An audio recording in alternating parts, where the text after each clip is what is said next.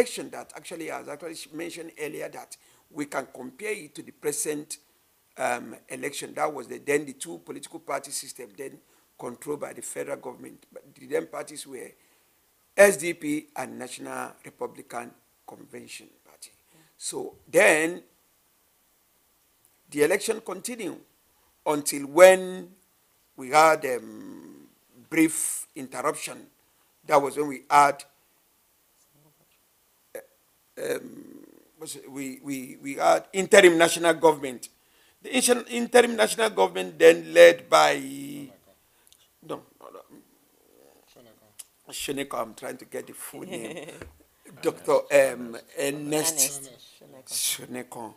Until then, Lieutenant General Abacha toppled the government. 93. So that was before we had another election in 1999.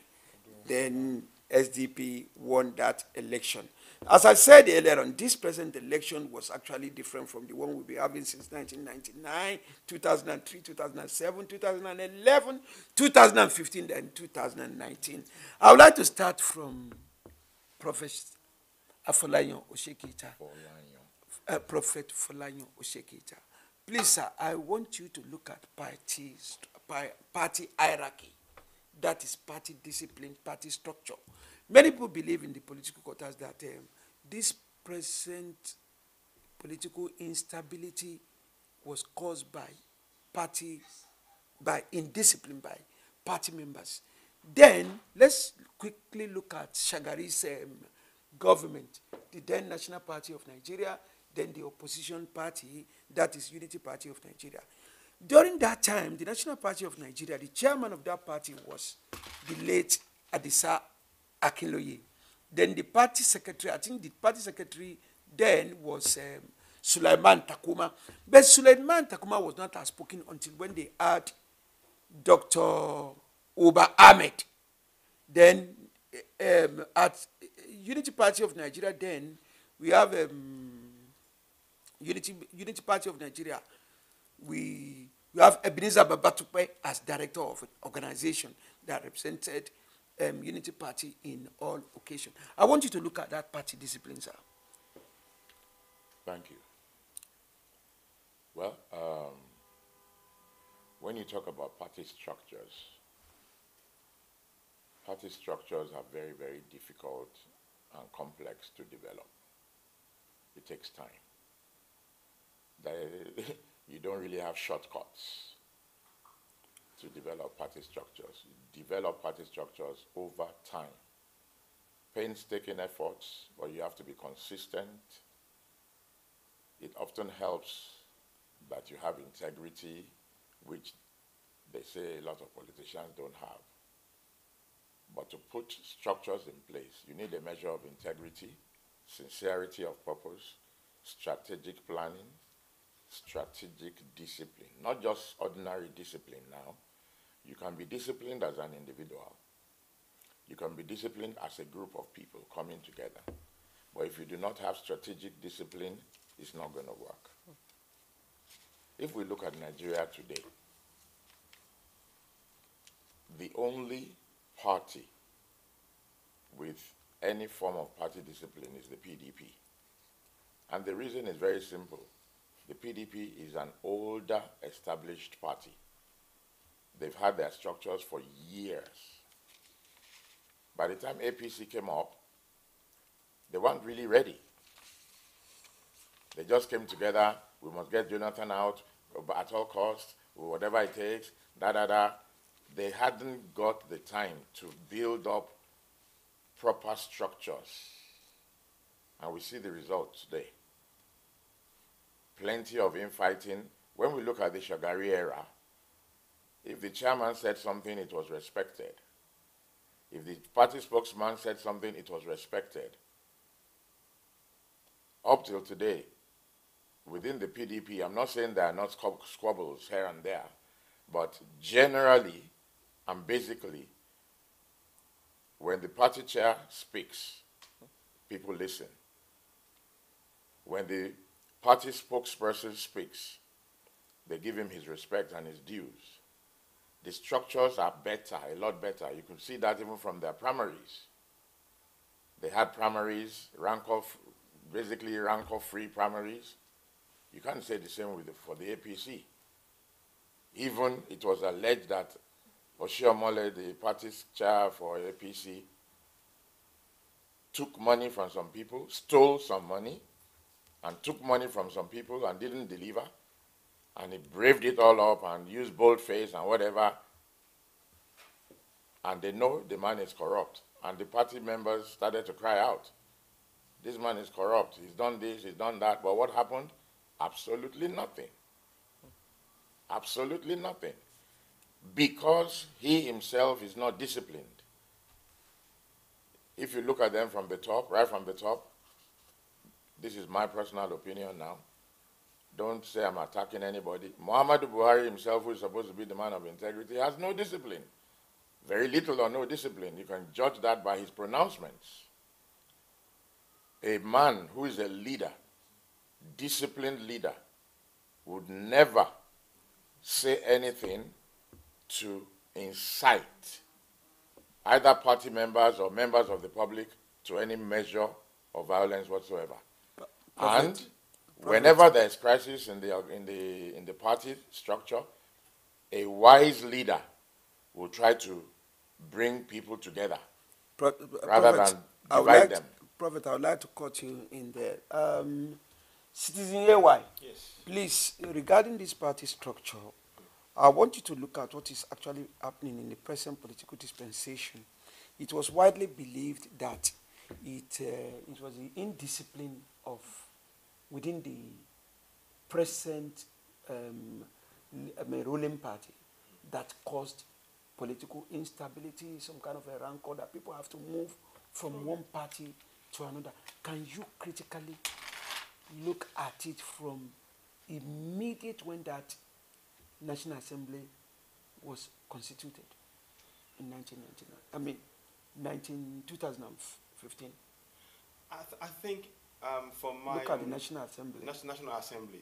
Now, the National Assembly already, I think many of the issues that we're having today stem from the creation of our Nigerian Constitution in a larger extent, and the power structure that was laid down at that conception has now given rise to many of the problems that we now face.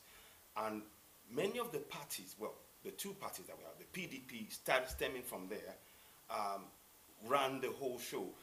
Now, did we have a structure? I don't know. Do we have a semblance of a structure? That is probably what more likely we had in Nigeria. So that is to say that people said, this is how we're going to do things. This is what the Constitution says. We are going to be doing things in this particular way. But it didn't reflect what was said, written down. And that's the real problem we have. So there is a lack of adherence to the structures laid down on paper. In reality, that structure does not bear any resemblance to what is written down. And that flows through every governance we've had since that 1999. And so for me, that is the real issue. We need to go back to meaning what we say. When we write something down and says that we are going to follow this particular direction as laid down, that has to be manifested in the actions of the National Assembly. Just look at the way they're carrying out all these committees and way the funds are being distributed. There is no end product and there's no accountability. So the system in itself actually allows for these weak structures. These weak structures that then means that when you're trying to say you have a structure, I don't think we really have if we're honest with ourselves, if we had a structure, by now Nigeria would have infrastructures on the ground functioning, because those structures would make sure that people were held accountable. They would make sure that there would be a concurrent running of projects, ongoing from one government to the next. Instead of the constant, a new government comes in, we change again, or we come in with something else, we make more promises. So that, for me, I have a real problem with whether or not I don't think we have real structure in Nigeria. We have a semblance of it, but we don't have it. And that is a real problem. And it goes back to how our laws are written and how they are applied. So there is a real gap there for me. That's what I like to say. Thank you very much, Mr. Ogudimu. Coming to you now, Femi, okay? Now, I want you to look at most of these questions that I've thrown to you, two gentlemen, you've had it. But I want you to quickly look at the area that you think that maybe those questions were not properly answered. For your own view. Yeah. Then, after that, the constitution we are having now, which Mr. Ogudimu mentioned, we shouldn't forget that this constitution was laid down to us by the military. It wasn't the constitution that the politicians themselves supposed to be, to hand over to the Nigerians, or perhaps we have been expecting that maybe, I think the constitution has been there since 2019, that we began the proper democracy, and we haven't seen anything done, either maybe to really look at this one we are using. We started in 1999. You said 2019. That's why. No, okay, since 1999. Yes, ever then because constitution it's something that's supposed to be evolving. It's something that you need to be updating, revisiting, like the American constitution has been there. But as time goes on, there's some event change to extend that something that is not there has to be incorporated. I want you to look at it. Is it the constitution that is the problem of this problem within the political parties across the board, or perhaps is it the political ideologies? Because at this present, the two leading parties now has the same political ideology, where we have the the PDP and the APC. Yeah. Both are progressive. That's left for us to decide whether they are the same. So going back on the discussion, we looked at the history of political parties in Nigeria. And what you'd like to know is that we need to go back to the beginning of politics and electioneering in Nigeria, which started in around 1926 or whenever it was. You had the Nigerian Youth Movement and other parties, Herbert Macaulay, and where Zeke came in. There was already fractiousness within parties. The parties were already breaking up, indiscipline and all that kind of stuff started from way back then. Tribalism came into our politics. If you look at 1957, and the parties that formed independence, which is, we look at them as our political heroes, but then you look at how they formed on the tribal lines. Absolutely. Action Group was more on the Western region.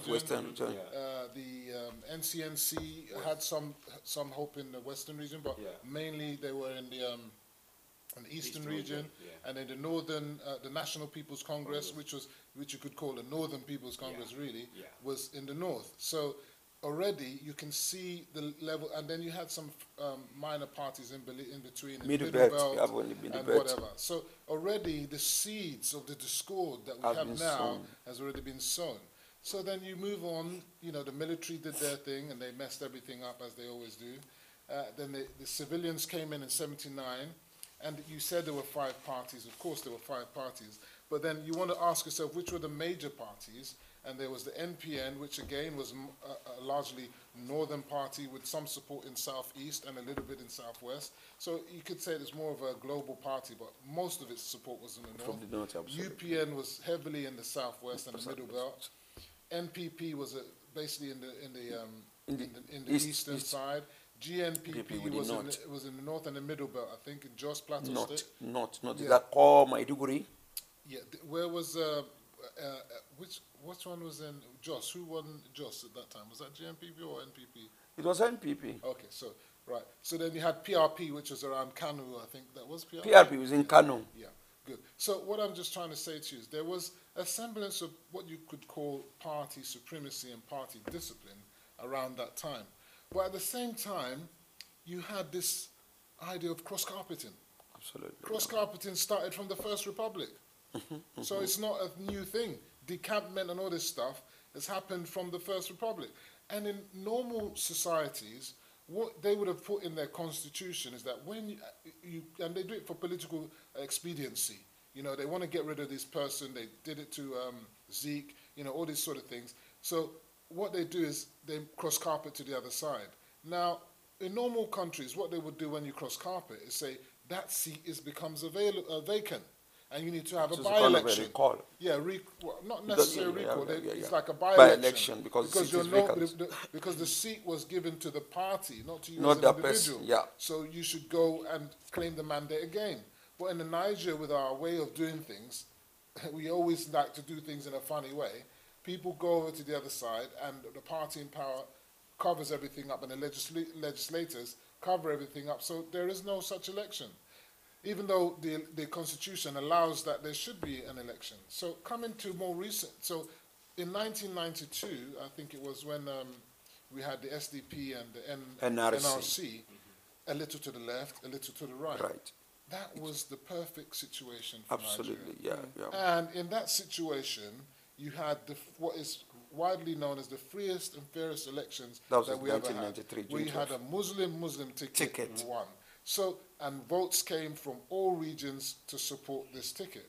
All right. So you ask yourself now that after that, then Abacha came in. You know, after they botched that with annulment, and then the interim government that you mentioned, then Abacha came in and done his thing, and then when they now were deciding to bring us back into politics after in 1999, they had a constitutional assembly, which was handpicked by the military, the persons that created the constitution. They didn't see it fit to go back to that 1992 scenario. They jettisoned all that stuff and said, no, let's have proper democracy, let's start again. You remember that the two parties that were formed, SDP and NRC, was actually formed by the government. Absolutely, that's and funded by the government. Yeah, so the idea of money bags, you know, wasn't, although there was money bags, Abiola was a... It was hijacked initially, do you remember, to yes. the presidential candidate? He counselled that, Babangida counselled that. But anyway, I mean, Yaradua was there and all that. But at the end of the day, it was meant to be a fat cat, Godfather-controlled party. Okay, so at the end of the day now, those who created the new constitution, working on the whims of the military, you know, set up the constitution in a way, in a militaristic style, you understand? So they allowed for multi-party system, and then they allowed anybody to set up their parties, and then now you see that all these people came in and they controlled matters. So then, at the end of the day, PDP is the longest standing party, and I agree they're well established, they have better structures, but I disagree with Prophet Folayan, because what happened in 2015? That so-called strong party, which was supposed to rule for, was it 60 years, or whatever it is they said they were going to rule for, collapsed amongst themselves. Why? Because they were the incumbent party, and what happens in Nigeria is that power is centered at the center. So everybody wants the power. And because they wanted that power, and they didn't see Jonathan, they had a disagreement because supposedly Jonathan was not supposed to go for another term, so they collapsed themselves and then jumped ship to another party, which was the APC became a new party at that time. They were formed, I believe, in 2014. Okay, but they came from a splintering of other parties that came, because prior to, if you look at between 1999 and 2014, 2015, I know all the elections are widely known to be rigged. We can say that now because even the PDP players at that time tell you that it was rigged. But what you find is that there was no viable alternative. Absolutely. Falaye, in the first instance, was not a viable alternative. Atiku became, and then there were not viable alternatives. So it took different people coming together, coercing together, you know, bedfellows that were not meant to be together, coming into one party just to get rid of the PDP, okay? So now, they now succeeded. But it looks like they got drunk on that power. Because you find in Nigeria, the incumbencies are always shooting themselves in the foot and killing themselves with desperation for power. So why is it that APC fell in on itself, if you like, with this current malaise that's happening now? And I put it to you that the likes of the Atiku, the likes of Saraki and some other people, and even Tambuwal and Kwankwaso, they had it in their head that Buhari was only going to do a single term. So when the sign was on the wall saying... He did say he was going to do a single term. That's not what... I'm not disputing whether he said or not. Oh. What I'm saying is they had it in their belief that he was going to do a single term. So when they saw the writing on the wall that he was not going to do that single term, you know what? Self-interest comes first. Let's jump ship and let's sort out what we're going to do. And then they joined the PDP, back to their lair, you know? The wolf has gone back to their lair. So at the end of the day, politicians in Nigeria don't stand on principle. They stand for their personal interest. And that is the problem of our politics. And because they are do or die, they are ready to do anything necessary and sponsor whatever type of thuggery and viciousness to do and undo whatever they want to do in order to achieve power. So at the end of the day, they see nothing wrong in a communist becoming a capitalist or a socialist becoming a progressive. And I want to say, just as I'm rounding up, I know I didn't really answer the question completely, but we'll come back to that, that the way I see the two parties now is that APC is more on the left-hand side of politics, and PDP are more on the conservative side of politics. You can see it clearly in their manifestos and the way they present their policies. So it's not true to say that there's no policies and they're not, they're all one and the same. It's just that the proponents, the players, choose to go into whichever bed suits them today. They want to be in this bed today and they fancy another one win the tomorrow, election. just to win the election.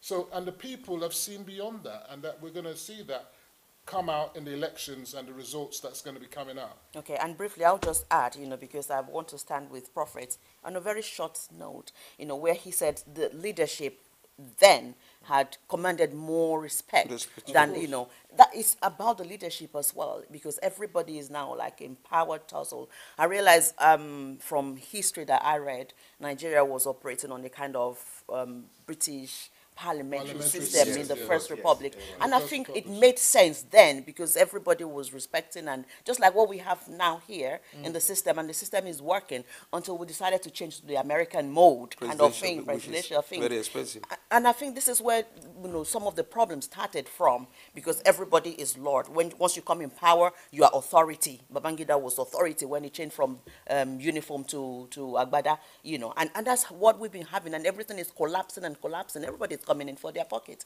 So they're not even, Constitution is there. We've got, lots of things in place. Constitution is there. But who is implementing? Who cares about? They don't care about any Constitution. They only care about their pockets and what they're going to gain.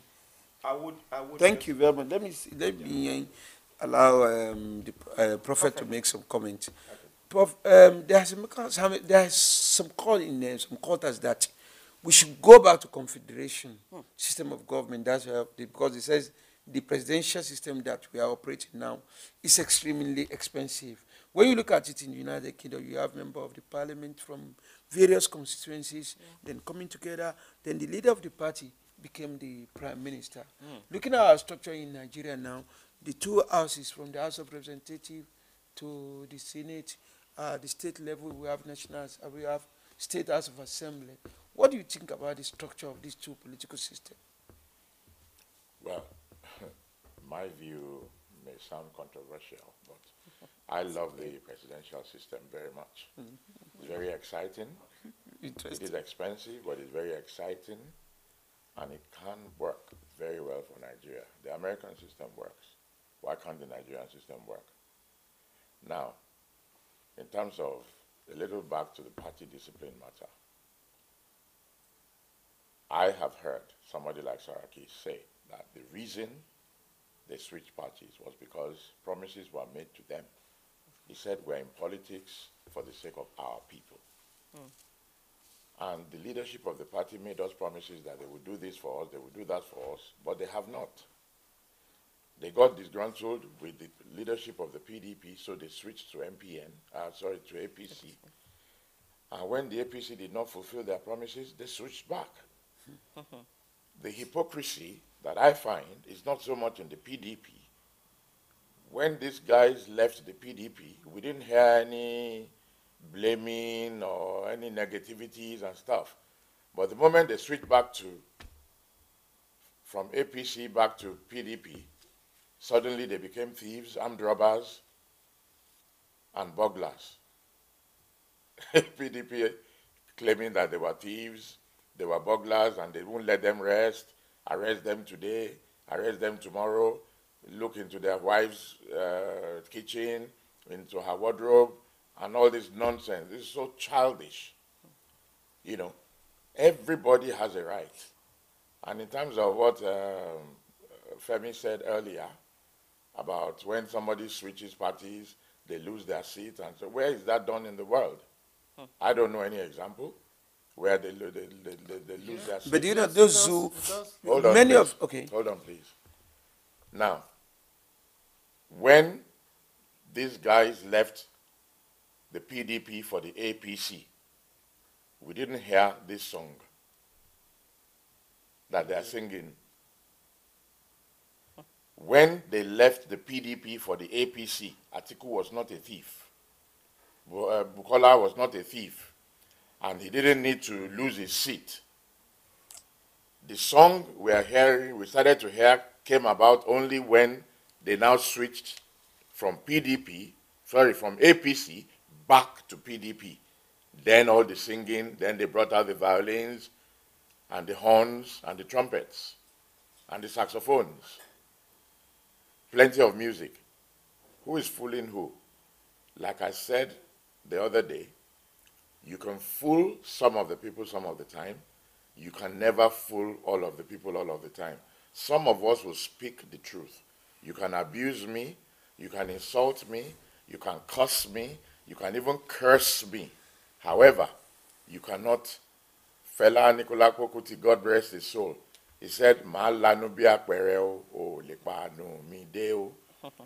will open my mouth like basket, I will speak, you cannot shut me up. So some of us must speak out. It is in speaking out, every leadership must be able to tolerate a measure of criticism. If you cannot tolerate criticism, you cannot be a leader. Thank you very much, Prophet. So Gudimu, Right. I want you to quickly let us look at restructuring. Yes. During election, it also been some kind of whereby some people will be agitating, series of questions will be asking about regarding restructuring.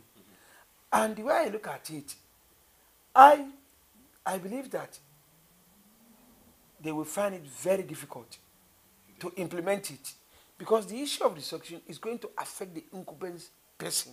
Yes. And it's like a policy you wanted to formulate that you believe this policy is going to affect you. Now, many parties has been, the PDP promised that they are going to do restructuring. With your own view and your political experience, do you believe that we need that restructuring in Nigerian politics? As things currently start, to make any restructuring, you need good leadership. And a leadership that's committed to seeing a nation really, take shape and build and develop and grow. The leadership we have now is a serious, I don't think the current leadership that we have now, they haven't got that mindset to actually set about building a nation. Because once you have that leadership in place, if you now talk about restructuring, then you have people who will line up behind the leader's idea and go, right, okay, with what kind of restructuring? Right now, it's a political move.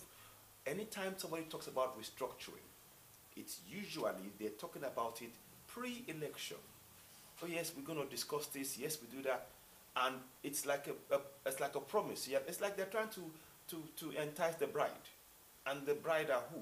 The voters, and that is the real problem that we are faced with.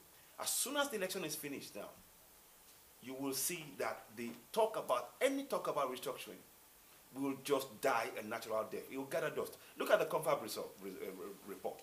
They did that report. It was detailed. Okay, we had some people who were sleeping whilst they were having the discussion, but they did it. It was done. But now, it's not even looked at. It's not. So for me, it takes real leadership. If you're going to say we're going to restructure a country, why are we restructuring? Something is failed. Okay, how? And we're trying to fix that thing. Is there that real intent from the leadership? Now, there's something I want to just quickly read. I wanted to, if you permit me. Please go on. And it's from quickly, if I just get it, it's from the Nigerian Military and a Social Analysis of Authority and Revolt, 1960 to 1967, by a guy called Robin Lockhart. So I'll just quickly go back to it. Now it says here, on the whole, a well-equipped as their British conferences and colleagues. This is not saying much for academic standards of Sandhurst and equivalent academics in other countries. Where Nigerians are trained, Ethiopians, Pakistan and India is below university level.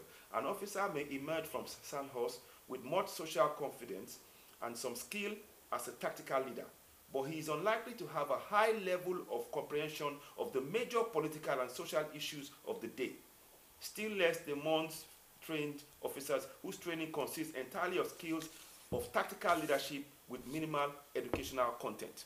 Now, in that context, that is the context in which our military leaders, who are now our presidential leaders, i.e. Buhari, that is the context in which we need to be looking at the leadership. And that's why I talked about the issue of leadership. If we are going to talk about restructuring, who is leading that restructuring is essential.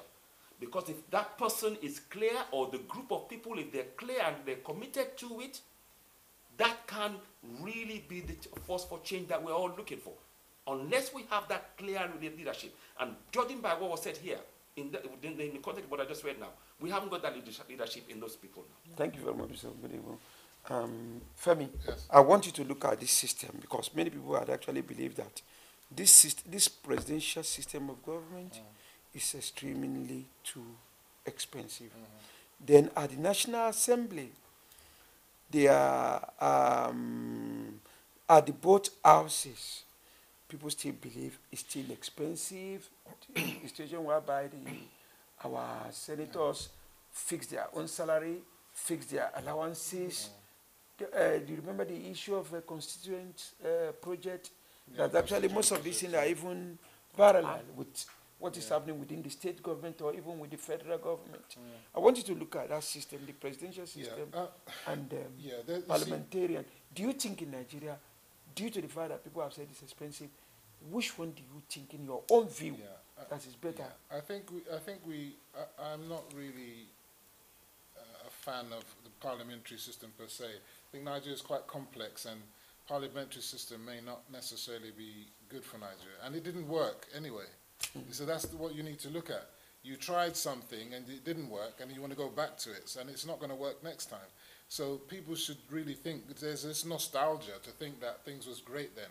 But they've forgotten about Operation Wete and all those things that were happening in the Western region, which led to the coup, which led to the Civil War. So at the end of the day, that system didn't work. So now the presidential system, as we are running it, maybe that is an issue. And as you say, there's clamoring for reforms and restructuring, but then you ask yourself, the players, the legislators who are in control, will they change the laws in order to enable it to happen? The executive, will they allow it to happen?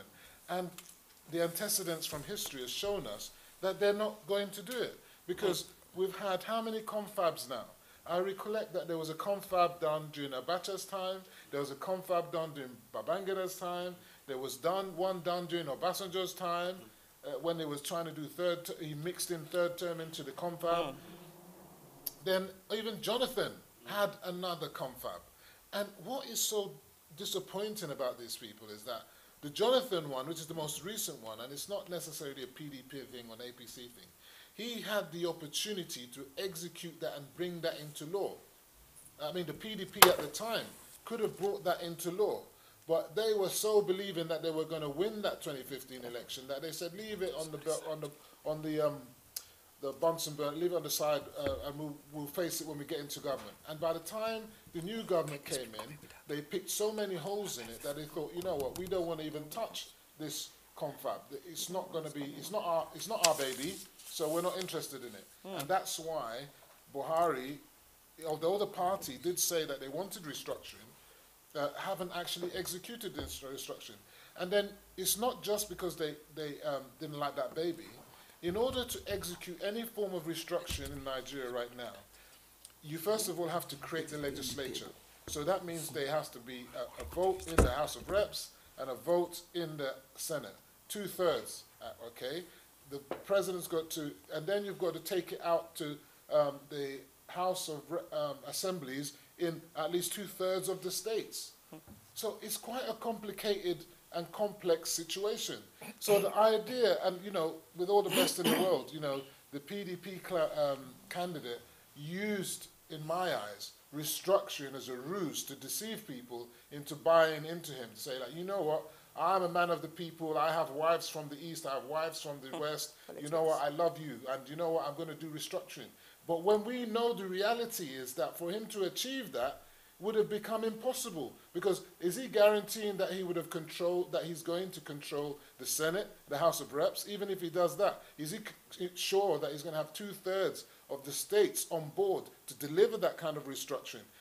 My answer to you is that it's unlikely to be the case. So what we need to do now in Nigeria is not so much talk about the system, because you can create all amount of laws, all amounts of systems. Nigerians and our people will always find a way to mess it up. So what we need to do is work within the system that we've got. And I want to agree with my colleague to the right, which is Mr. AY, Citizen AY. Yeah, Mr. Ayo, that we need good leaders at all levels. Leadership is a critical situation that is bedeviling our nation. Now, those who say, you see, at the end of the day, the voters can only vote for who is in front of them. They had 73 candidates. Well, of course, some of those 73 pulled out. They weren't really candidates. They were just messing around. So they had all these people to play with, I mean, to decide who to put their vote with.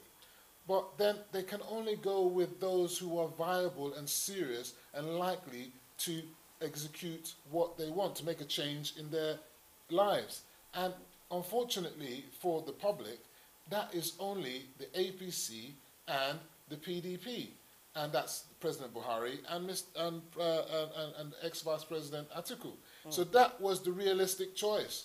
And then you can say that, you know, he's a military man, and does he have the capacity, and this one is a businessman, has he got the capacity, and all this kind of stuff. You know, it's swings and roundabouts. It's up to the people to decide. And the people, thank God, are making that decision. We're so grateful that the elections took place today. Of course, there were sporadic and incidences all around the Right, place, okay. which Thank we're you. going to get into. Thank you, Femi. I'll have to quote you. I'm sorry about that. If you're just joining us, you're watching Heritage Television. It's election update, and this is our situation room. Just trying to update you, you know, and tell you the incidents and the antecedents, like I said earlier on. And I've got notable Nigerians in the studio discussing this 2019 presidential and National Assembly elections. Again, we have Prophet Evangelist Folayan Oshekita of Windows of Heaven Revival Outreach. He's still very much in the studio.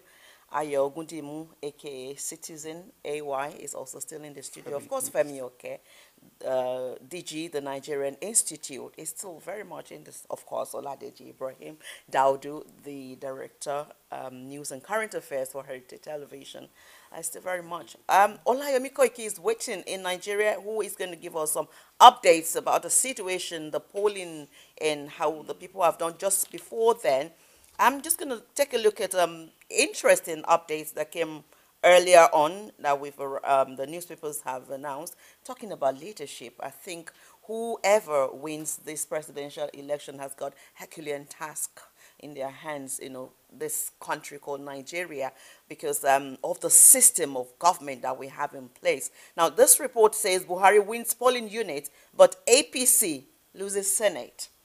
So tell me, how is, even if, you know, he wins, how is he going to manage when he's got all this kind of structure in place? President Muhammadu Buhari has won his polling unit, PU003 at Sarikin Yara Ward in Daura, and he scored 523 votes, while the presidential candidate of the PDP, Atiku Abubakar, scored only 3 votes. However, the president's party, that's the All Progressives Congress, APC's, candidate for Katsina North Senatorial District, incumbent Kayita Bakba Ahmed, lost the unit. So the candidate of Accord Party, you know, it's very dilly-dallying And earlier on, got interesting report.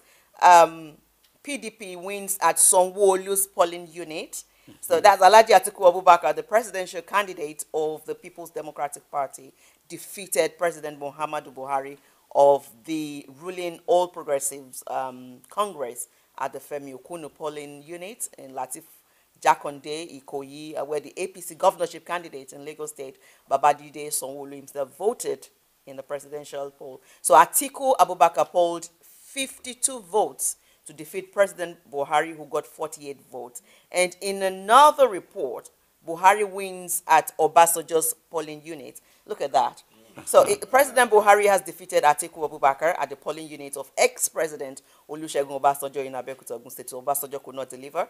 The All Progressive Congress, APC, secured 87 votes in the presidential election, while the People's Democratic Party, PDP, beg your pardon, got 18 votes. Thank you very much indeed, Veronica. That's what makes political election. That's what makes it interesting. You can remember in 1999, the polling unit of the then former president Olusegun Obasanjo, yes, he was defeated at his polling unit. And we got to just convention for the primary. With all the horse trading, he later emerged as the presidential candidate for the SDP. Then what happened at the proper election? The PDP emerged. You see all what is happening now. Yeah. Don't be surprised that there are some people who will deliberately say that at the unit, they will ensure that he loses because it's like just to humiliate. Yes, of but course. what about the other unit where people are going to say, in this unit, I'm going to deliver it for so person. So by the time we get all the results here and there, we discover that at the end of the day, it's still like drama now. It's still the drama. We are enjoying that drama. We are enjoying the drama. Let me quickly go to Prophet Afolayan Oshekita. Afolayan Oshekita. Thank you. Accept my apology. You want to change my name? I won't change your name. I have to go to Ekiti. To go, if I need to change your name now, I have to go to Iboroko Ekiti, where we have the Ekiti State University. So I can't do that. So, Prophet, I want us to look at the election now. Do you have any kind of a feeling where this election is going on? Because the tension is so high. Well, first of all, I thought you said that we if you want, no, I just want to look at, not in details. Most of these figures they are not authentic. It's what the correspondents are putting in place. We believe that INEC is still going to come out with the proper result. But that is what they believe is authentic. But these are part of what's the result they got in each polling station. I just want you to look at the mood, the atmosphere. Where do you think it's going? If God has spoken with you, sir, would you this? I wouldn't mind to know where it's going. Man has power. God, remember that God was leading Israel. And Israel began to complain bitterly. They said they wanted their own king. And God told the prophet Samuel, okay, if they say they want a king, give them a king, but tell them what will happen. And the prophet Samuel told the people, the king will do this. He might take your wives, he might take your property, he might take some of your land, he will do this to you, he might enslave some of you. And they said they want, give us a king. This God is too much for us. Give us a king. So he gave them a king.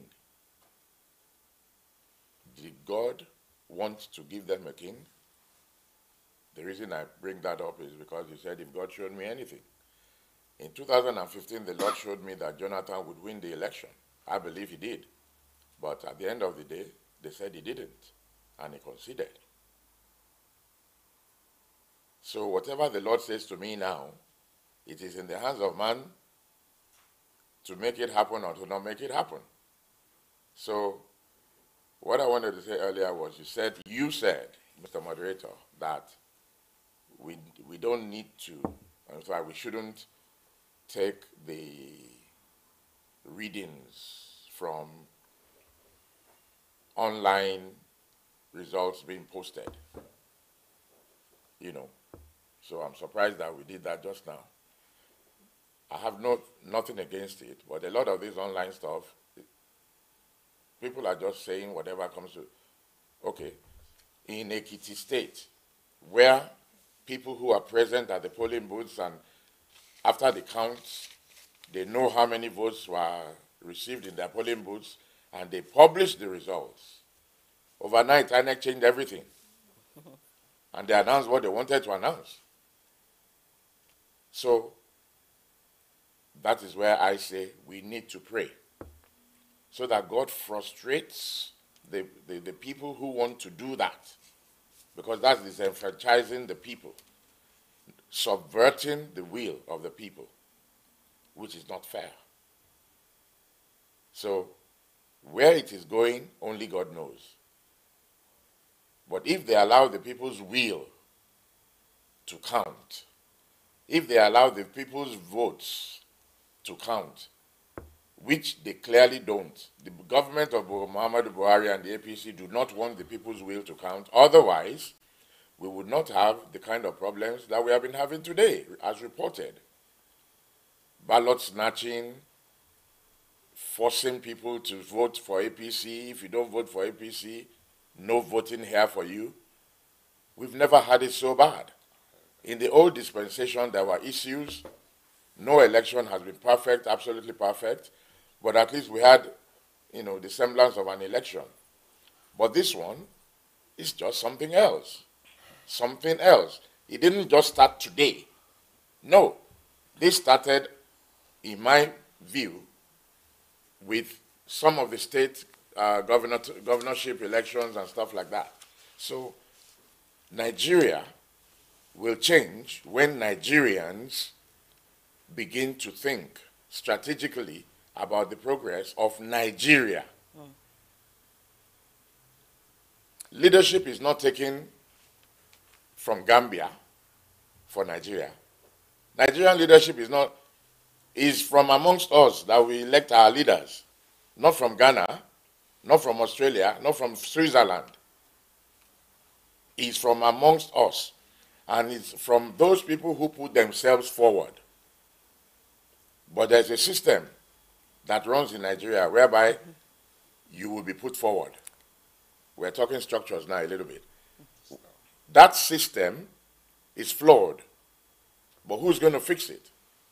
Because they are godfathers, powerful godfathers like Tinubu and co, who determine almost everything, and that's what they want. They have massive amounts of money. So if I select you to be the governor of my state, and I back you up with a lot of money, he who pays the piper dictates the tunes. That's what's happening. So we have young people. Gowon was 29 when he led Nigeria. 29. Today, our 29-year-olds are sagging their trousers. You can see their pants when they are walking. 29-year-olds, they don't even feel old.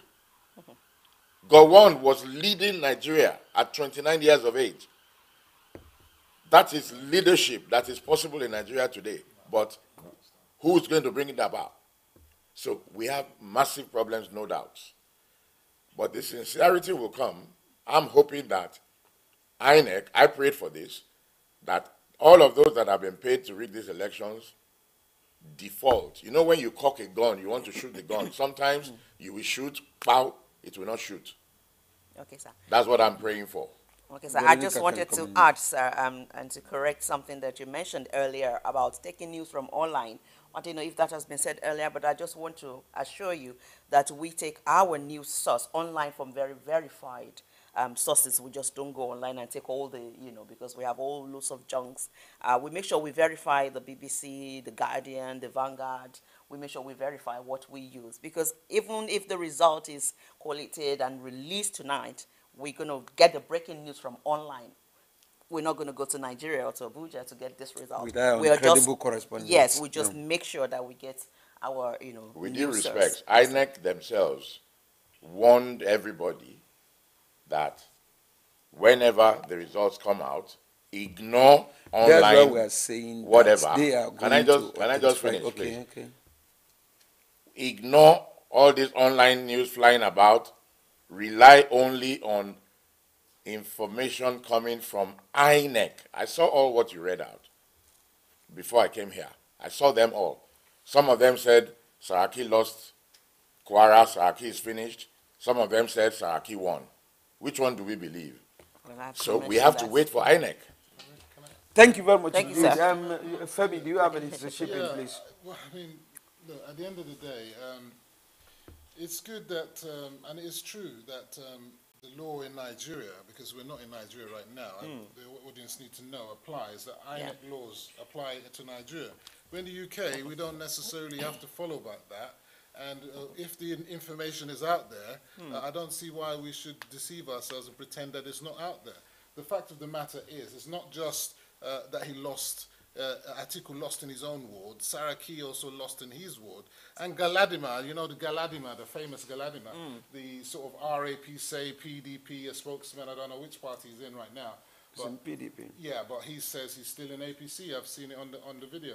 He also apparently has lost. These are apparent results. Sanwo-Olu as So well. Sanwo-Olu lost in his. So at the end of the day, these information are verified because the And beauty of Jimmy Agbaje lost. Jimmy Agbaje, the beauty of the system that we have in Nigeria, which is so great, is that you can take the picture of the result as it's pasted on your polling unit.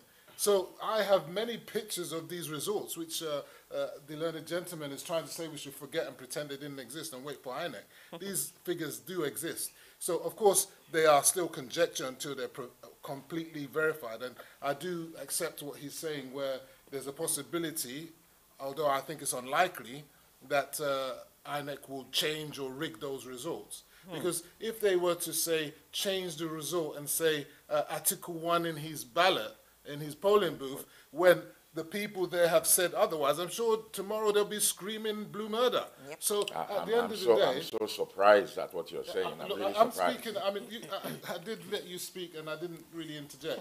So for me, look, the elections are what they are. There's never been an election in Nigeria, in the history of Nigeria, that has been devoid of violence. Maybe possibly 1992, there may have been a few skirmishes, but that was during the time of the military. You understand? We talk about the former General Gowon. He was 29. But this is a person forced on us. If he wasn't forced on us, would he be there? He would never be there. So the idea that 29-year-olds and stuff could become our leader right now is just a fantasy. We're not living in the real world. We've seen these new parties come and claim that, you know, we've got the new wave, we're going to do something. And I'm telling you now, they're not going to get up to even 10%. If they get 5% of the vote, they've achieved a great result. And the reason why that is the case is that even though you are aged, whatever your age is, you need to have comprehensive strategies. You have to have good structures. If you haven't got these things, and you need time to develop all these things, and if you don't have these things, you cannot achieve success. And not only that, the people of Nigeria, like any country in the world, want to know, what have you done as a leader? How have you performed? Where's your executive power? Where have you done things that we can see and say that, yes, we've seen you do this and we believe you can deliver? That's another reason why the likes of Atiku, I believe, is losing out, because he was given governorship of Adamawa. That was 1999. Yeah, but he didn't. He then went to become the president. He vice won the president. election, didn't he? What I'm saying is, Okay. he won it, but he never became the executive governor because he went to become the vice Vice president. president. And you know, the vice president enjoys the liberty of what the president Federal tells you might. to do. Well, not necessarily federal might. He's at liberty of the president to tell him what to do. Okay, I want you to do this, I want you to do that. And then you know that in the second term, Atiku was a lame duck because Baba Obasanjo did not like him anymore. That And 2003. so he had nothing to do. So look, the fact of the matter is, and we know everything about Atiku and Yeah. Let me quickly PDP. go to Okay, Veronica. it's interesting because I just want to find out, he said No, that... no, Femi. Femi. So, oh, all right, okay, Sorry, go on. Femi, when we come back. I mean, it's interesting because in politics around the world, you know, you don't have permanent enemies, you don't have permanent friends, and it's just drama evolving. Thank you very much, Femi. Okay. You are watching election updates. This is the Situation Room from Heritage Television, and we've got notable Nigerians in the studio with us. We are going to take a break, and when we come back, Olayomi Koiki is waiting in Nigeria to give us some updates about the 2019 elections. We're taking a break now. Don't go away. Heritage Television. Promoting African culture and heritage at its best. From talk shows that concern you to both local and international news that relates to you. From grassroots football to African children's programs. Heritage Television. We cover your social and special events like weddings, birthdays, church anniversaries, and so on, and broadcast them live on our apps and online. Heritage Television. Broadcasting everything about culture and heritage. Heritage Television. We've got it covered. Do download our apps on both Android, iOS, and Windows mobile platform. Heritage Television. Heritage Television. Promoting African culture and heritage at its best. From talk shows that concern you to both local and international news that relates to you. From grassroots football to African children's programs. Heritage Television. We cover your social and special events like weddings, birthdays, church anniversaries, and so on, and broadcast them live on our apps and online. Heritage Television. Broadcasting everything about culture and heritage. Heritage Television. We've got it covered. Do download our apps on both Android, iOS, and Windows mobile platform.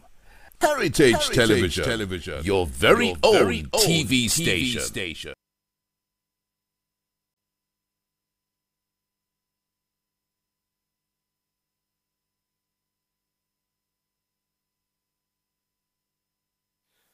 Hello, Olayomi. How are you doing? And long time no see. What's the update in Lagos? I know it's an exciting day today, the elections. A lot is happening in Lagos. So can you tell us what the update is? Well, it is good morning all the way from Lagos, Nigeria, and good to join. And I've been listening to you for the last an hour or so. Yes, as a lot of Nigerians, went out yesterday to perform their civic duty, and we've all been following. As for those of you that are outside the country, I'm sure you've been following the development right here in Nigeria. Yes, I was able to be part of the observer team in Alimosho local government. Alimosho local government is one of the biggest local governments in Lagos State. And from what I'm told, this is also the local government that almost would decide who will be the next governor of Lagos State, in terms of the, the population. Yes, we've seen so many images and videos coming out of the country, at different polling unit and different, wards. But I can confirm that at the polling station that we were able to, get the part of the observer team. That is polling unit 004, 003, and 002 right here in Alimosho local government. Very peaceful. A lot of Nigerians in this community came out and performed their civic duty. We were able to also, interact with the special assistant commissioner of that particular area, the Lagos Senatorial West. And, what she said to me was she was more pleased with the situation in Alimosho compared to Agege local government where there were more troubles. And it was after just, before we left that polling unit, we were looking at a lot of other images that were coming out of, Isolo, which again too far away from Alimosho local government. And it ended up that, that particular polling unit, Nigerians were not able, to perform, their civic duty. What would happen, we don't know yet, but we'll be following the situation from the INEC, situation room in Abuja, where we should be traveling to Abuja in the next couple of days, when finally the whole process and the result will be announced. I will listen to I've listened to your guests, and we've been able to confirm that yes, there has been all kind of result that is circulating online and on WhatsApp. But one thing is, these are unconfirmed by INEC, and yes, there must have been individuals that have stayed overnight. And as I speak to you now, there's still a lot of Nigerians in different pulling in different collation center that are still on standby, making sure that the process of what took place at the polling unit doesn't get disrupted or doesn't get tampered, like the professor was saying right there. And also looking at the lost, there was a young boy that was killed by a straight bullet in Kogi State. He's a 19-year-old student by the name of Daniel Osoma.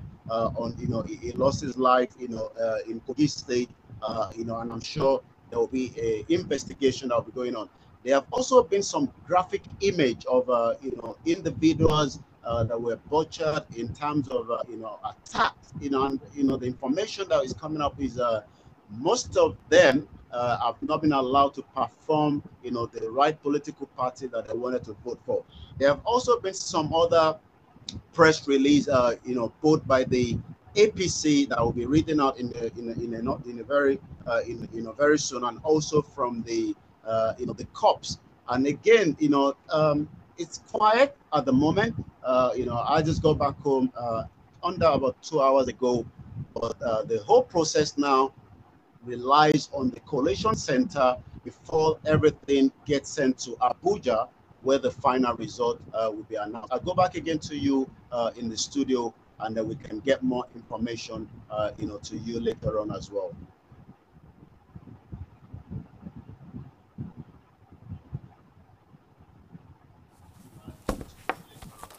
Okay. Thank you very much indeed, Alayabi Koiki. Thank you for that report.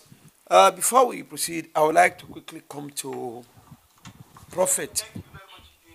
Uh, I'd like to come to I have to come to you, Prophet. Now, a report reaching us is about political violence and some centers where people have been disturbed from exercising their civil responsibility. And this is not new in Nigeria. In this present 2019, one must have believed that our people could have been matured, things could have been changed from what it has been done in the past. What do you think is actually responsible for this? Because before this election, there are a series of campaign and education, enlightenment. Let me use that word, enlightenment, to people about what the electoral commission want people to do. That they've been advised that cast your vote and go back home. We've been surprised from the reports that we've been hearing across the states of the Federation. If I talk now, Femi will start to attack me again. Please, Prophet, talk. This is a problem of irresponsible leadership of the Buhari administration. Absolutely irresponsible leadership. Irresponsible statements made by this man who should be a grandfather. When you make statements like anybody that wants to rig elections should be shot, you're asking for trouble. When you make statements like feed yourself very well, make sure you eat a lot of food, if there will be trouble, let there be trouble. You are giving the people freedom to anarchy. So, let us be factual and realistic. A lot of skirmishes, a lot of problems, but it's mostly, if not all, from APC. They want to rig at all costs. They want to rig Buhari back in at all costs. They prevented Igbos from voting in Lagos en masse. What I was saying earlier about if you are voting for, can I speak? You said I should let you speak earlier, so let me speak now. Yeah, please, Prophet. I haven't said anything. If you are going to vote, if you are not going to vote for APC, you cannot vote here. This came from very early this morning, and they carried it out. And where the people insisted and stood their ground, they turned very violent. Scores of youth corpers have been killed. Where is that? A lady told me she was on ground in Lagos. I don't know specifically where. Okay. She was on the ground in Lagos. She spoke to me on the phone just before I came on this program. Before I came onto this program, she's one of the officiating people for INEC. She told me that a lot of coppers have died. That anyhow, they're just killing people anyhow. That's in Lagos. Young people, yes, okay. In Lagos. I also heard similar things about in River State. APC. Why is it that APC loves blood so much? Today is the day of the elections. We asked for elections to be free and fair, but they will not allow it. And with the president's pronouncements, that encouraged it to the point that some politicians now took it upon themselves to arm some people with, they dress like officers of the law and shooting people sporadically. Prophet, please, we have to hold a minute to link up with our man in Lagos on the ground. That is Olayomi Koiki. Olayomi Koiki, you want to give us a latest update. Can we have Olayomi Koiki, please? Yes, thank you for having us again all the way from Lagos, Nigeria, where we are reporting from. I can confirm as well, from what Prof is saying there that, there has been some youth copper that has, died, during, this process of the election that took place, yesterday. Also, there were issues with card readers, in different polling units as well. But the most important thing is INEC about afternoon mentioned River State when they were having, the press conference in Abuja, and we don't know what would happen. But River State, is one of the states that had a lot of problems in terms of, the voting in that particular state. Also, they were not just in Lagos alone, Ebonyi State and Kano State. There were more than 150 individuals that were unable to cast their vote. They've got their PVC and their name were found on the voters register that would have enabled them to cast their vote, and that is in Kano State. Let me quickly read, the press release, by Mr. Femi Adesina, the media, special assistant to, the APC President Muhammad Buhari, and this was released just about, 2100 hours last night. And it goes like this: a clarion call. This is a press release by the APC Presidential Campaign Council. A clarion call for the nationwide security alert. It has come to our knowledge from insiders within the PDP Campaign Council who are making last-minute effort to switch allegiance to President Muhammad Buhari and APC, that the PDP is currently recruiting armed thugs and miscreants nationwide to attack ward and local government collation center. Like I said to you, there is a collation center that is still operating as we speak to you right now. This evening till the wee hours of tomorrow morning. The purpose is to disrupt the collation process of the elections nationwide in order to cause crisis and make the election inconclusive. Just to wrap it up quickly, we also call on all our party agents and supporters and Nigerians to stick to this election result from the various units. Also, I can confirm that cops have also released, their own press statement as well. So there's a lot of, news that are flittering out there. But again, any result that has been announced on the WhatsApp or social media are unconfirmed until INEC, which is the Independent National Electoral Commission, release the official result and we'll be in Abuja, to give you that report, when those results are coming out officially from the Situation Room in Abuja. I'll come back to you again in the studio while we're still on standby here in Lagos.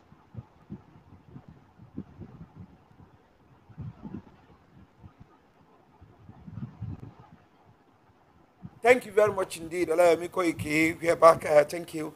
Before we go on, before we link with Olayemi Koike, I intended to call Mr. Ugudimu to let us quickly look at You didn't let me finish. Are you sure? Okay, I'm coming back to you. I want you to look at the situation of things presently in Nigeria. There are series of reports here and there regarding what has happened so far at the polling stations. From Lagos to Adamawa, from Adamawa to Ebonyi, here and there, there are one issue or the other. My main, what I want us to quickly look at is that I strongly believe that people must have learned lessons from previous elections. Why we are still having the same kind of problems that we've been having over the years.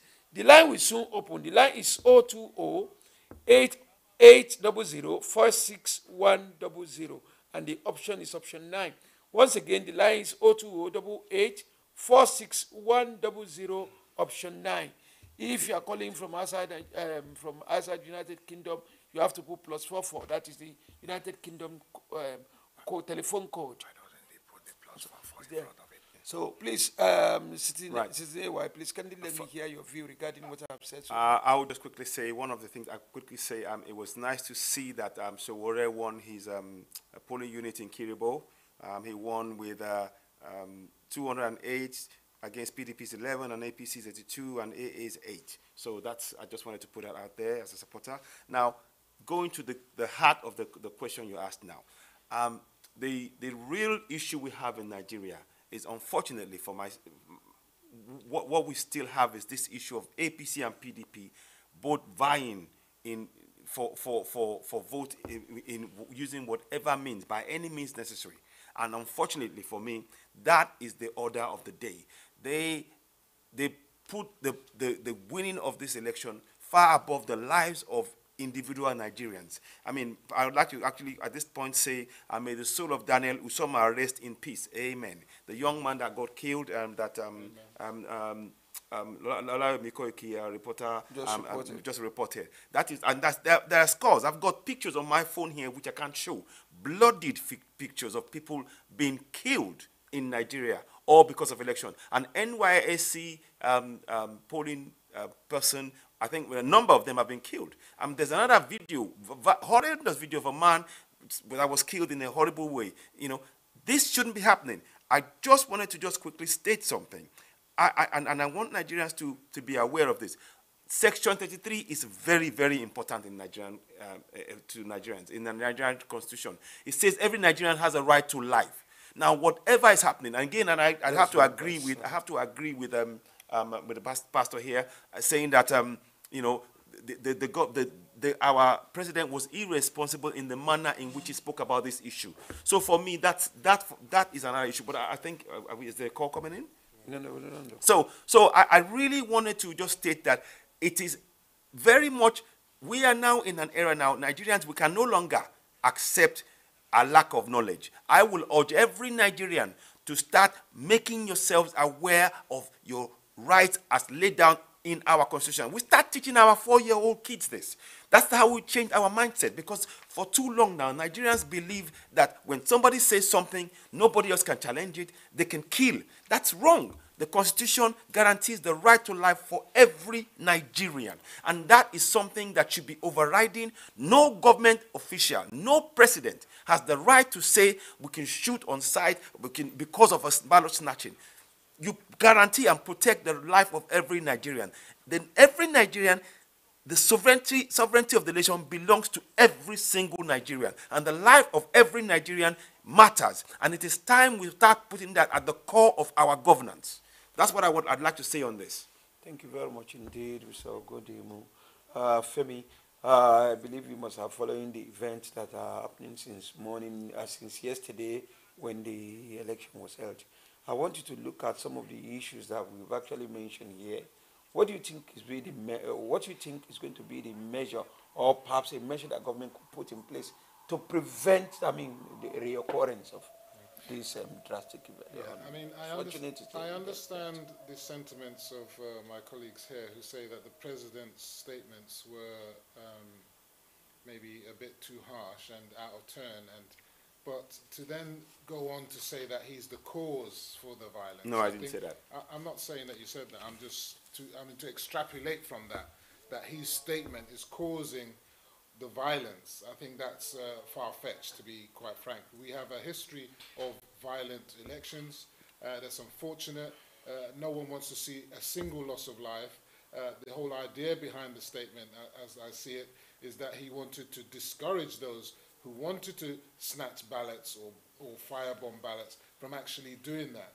Unfortunately, we've seen video out there of citizens it's not the soldiers themselves that were doing the killing now, although there are incidents of people supposedly in police or army or security uniform. We're not so sure whether they're actually soldiers or non-soldiers. In fact, there are even policemen there was a policeman, I believe, that was killed in one of the states last night. So security officers are dying, people are dying. It's a sad day for our democracy. We need to elevate our democracy to the stage where violence isn't going to be what is going to be the marker or the highlighter, the headlines in our elections, as is the case now. We have a comment. Femi, let me quickly take this call, then from there we take. Who's on the line, please? Yeah, just speaking. Can you give us your name and where you are calling from? Yeah, I'm calling from London. Which part of London, please? Oh, just I'm calling from London. I'm calling from Southwest London. Okay, you're on the line, please. What do you have to say? Are you with us, or you are just joining us? Yeah, I've been with you for long. Thank you very much. Quickly make your remarks. Yeah, first of all, I just want to say a big kudos to the Heritage Television and their teams for doing a wonderful job tonight since yesterday. And then AY Citizen, that's my brother, Prophet. He has been a mentor. I've been hearing good from Prophet. Also, Mr. Daudu, you are doing nice job. And Mr. Femi, also, all of you are cool there. Thank you for doing this great job for Nigerians and enlightening us on most of things that's going on. What I just want to talk about is just about the restructuring. And then I just feel that whoever is coming in as the president now should look at the restructuring. Restructuring is the best thing for us. And then we don't need to spend much money again. Many Nigerians are learned. Many leaders in all sections, in all professional aspects of life, have been sitting down many occasions to make sure that we talk about how to move Nigeria forward without breaking up. That is the purpose of the. Are you listening to me? Yeah, you are listening. Yeah, that is the purpose of the restructuring. I believe anybody, any president, any leader that is clamoring for restructuring should come in now, because I believe the United Kingdom that we have it like that in this country. And I believe people are believing that we are changing ourselves. That is why we are seeing this crisis. The only solution that can stop this crisis is, look at it in Lagos. Some Yoruba people, I'm sorry to say I'm a Yoruba people, they are trying to divide the country. Because we Yoruba people are the ones that started calling for the restructuring before Igbo said they want to break up. Why the Igbo want to break up is because of the president utterances against this ethnicity, and then the federal character has not been put in place. You understand? I think that's the purpose of this crisis that we see today. We shouldn't have seen this crisis if we have a president, like the prophets have said it earlier. He has said it, and what he has said about it is right.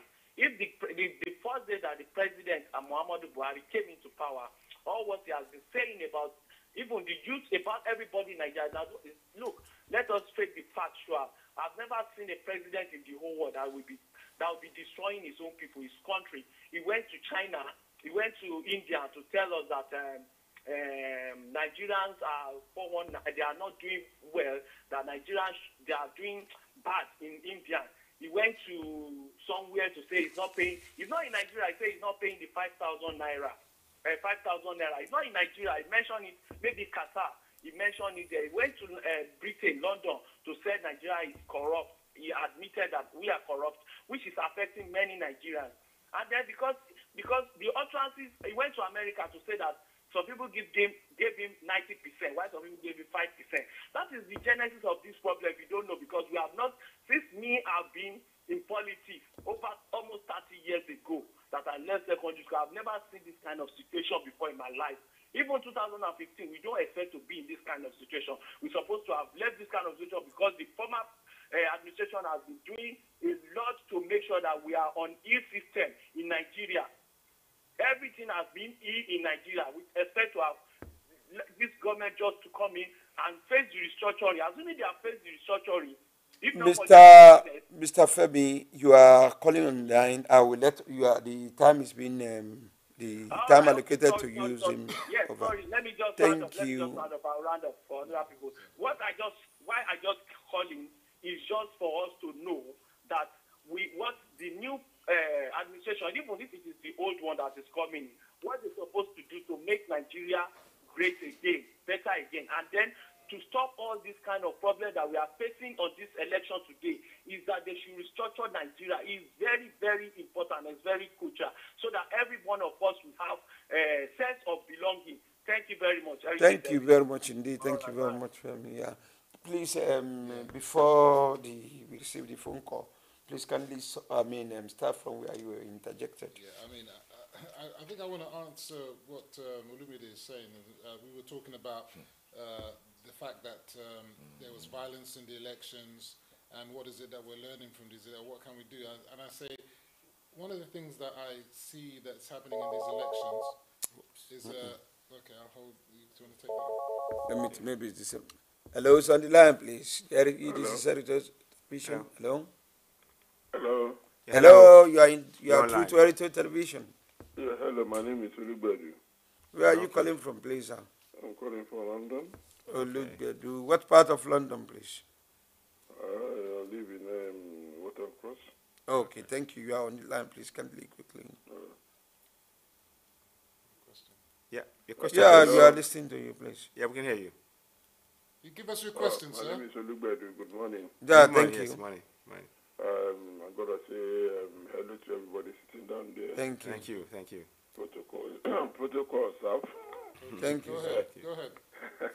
I'm going to say thank you to Heritage TV for giving us this advantage of using this platform Thank you, sir. to say one or two things. Yes. Have your question. You guys are doing a good job, and to be honest with you, I was following the elections this morning, and I could see, I know there's so many brutal and very bad things happened today, but I could see a little bit of improvement in the election that happened today. Okay. Because people did not come out and vote for party. Okay. People start coming out and vote for who they want to be, who they want to vote for. Okay. And at least in that aspect, we could see us moving forward a little bit. Let's give Nigeria credit for that one. Okay. And the second part, I see that people did not stay back. They stand by their votes. The area that they're supposed to fight for, they fight for. The only bad thing is that some people come with guns and start shooting, which is very, very bad. So on that level, we should just encourage them to stop doing such things and start praising them to keep on doing a good job. Thank you. Okay. That's all I see. And the other part of what the people are acting on what the president said, which I'm not going to crucify him for that, because some people have said it in the past too. But it's not that this time around that he said it, that we all of us have to sit on him and say one or two bad things. All I have to say is that if you don't like him, vote him out. But if you like him, leave him there. Because if you look at most of the states, the people that we think that will win their seats, they are losing their seats. And with that, I'm really happy. So that's my contribution this morning. Thank you very much indeed, Mr. Olubedu. We really appreciate you. Thank you. Right. So, Femi, before we receive this call, please kindly quickly. Yeah. So I'm happy with what Olubedu said, and he's really is it Olubedu? Olubedu, yeah, and Olumide as well. So yes. What Olubedu said was that he's happy that the turnout was much more than people anticipated. And I think that's a great thing for our democracy. We can sit down here and talk about all the negative things about our democracy and all the things that are bad, but I think we should talk about some of the good stuff. So if the turnout was even, the projections and the way it's looking is that the turnout will be at least as much, if not more, than what happened in 2015. That is good for our democracy, despite the postponement, that people have coming out to franchise and let us know what their opinions are. That's a good thing. Now, and also the fact that people that were supposedly that people expect should normally win their seats are losing their seats, that's also a good thing. That's showing that the Nigerians are looking at the votes and they're not just doing what they normally do every year in every election, and they're making some changes, some really miraculous victories in some losses for some people. So, but of course we can't really say those results right now until they're properly verified.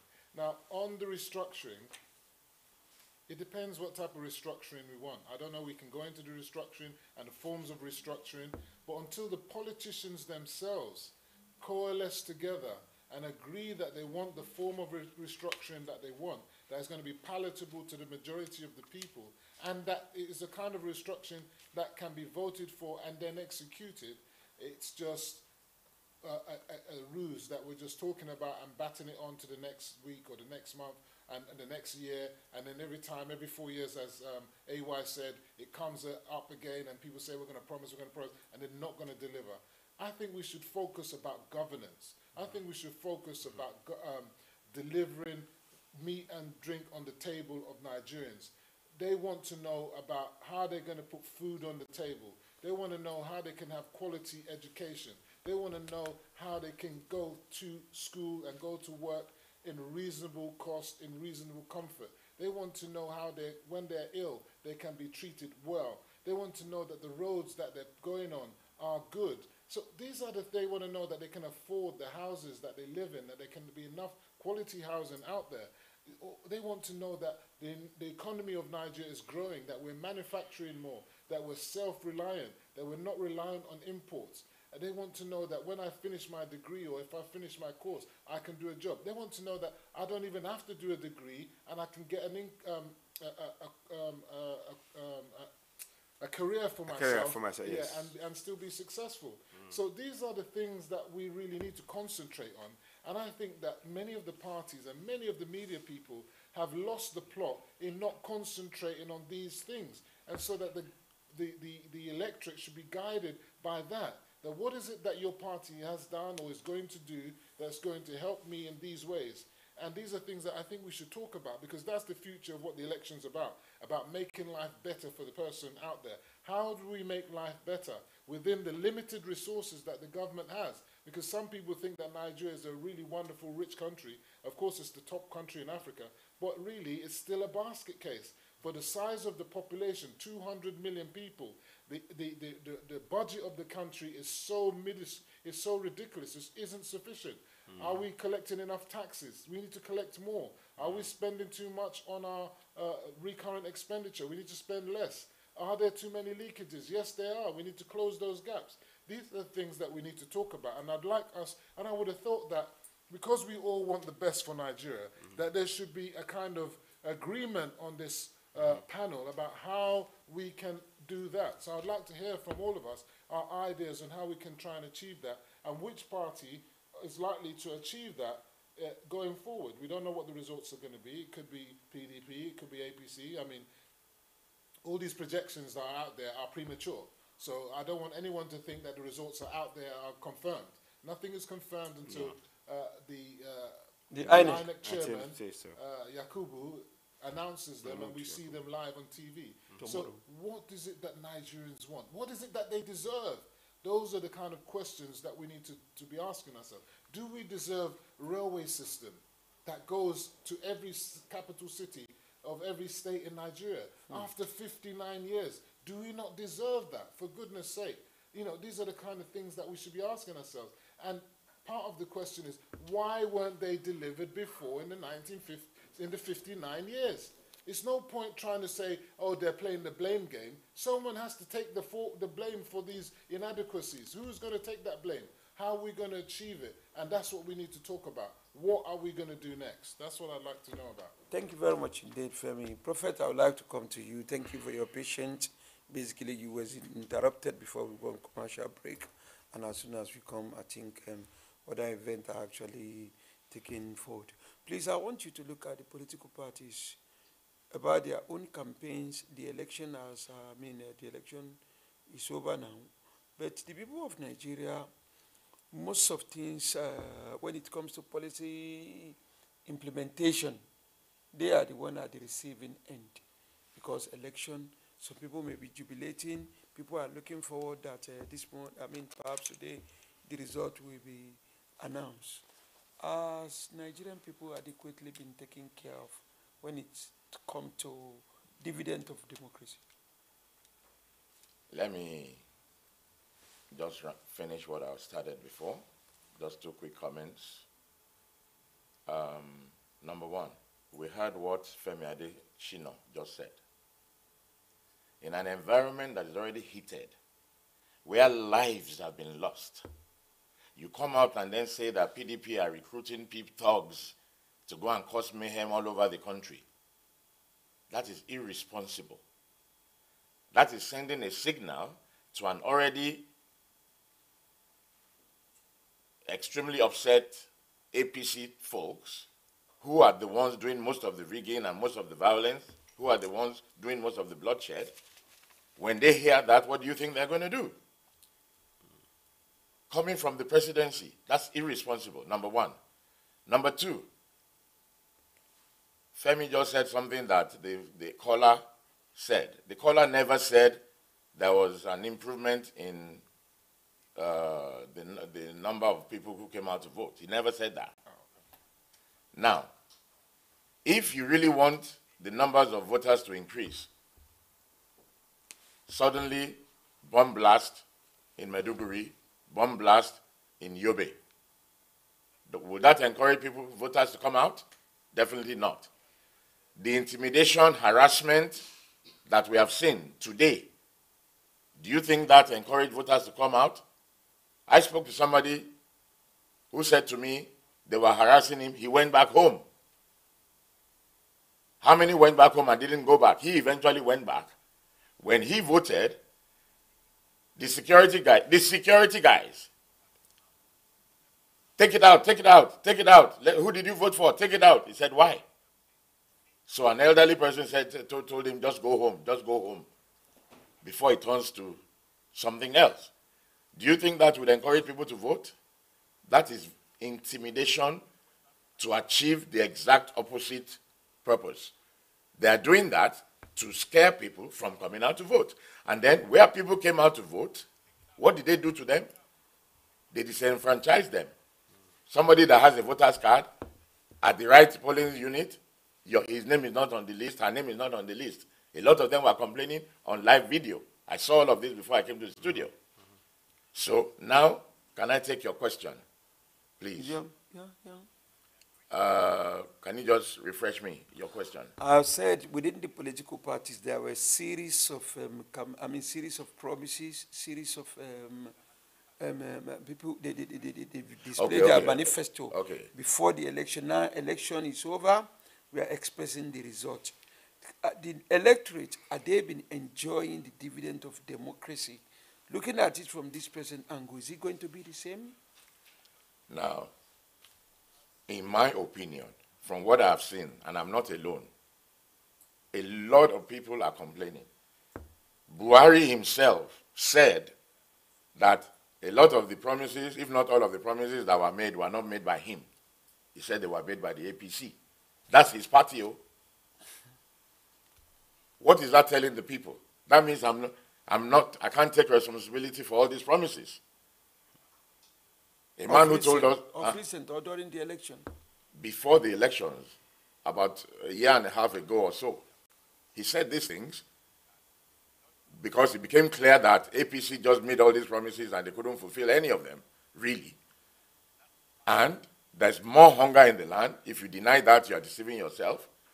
There's more poverty in the land. If you deny that, you are deceiving yourself. There's greater insecurity than ever before in Nigeria. If you deny that, there's something wrong with you. And the fight against corruption is not sincere. It's lopsided.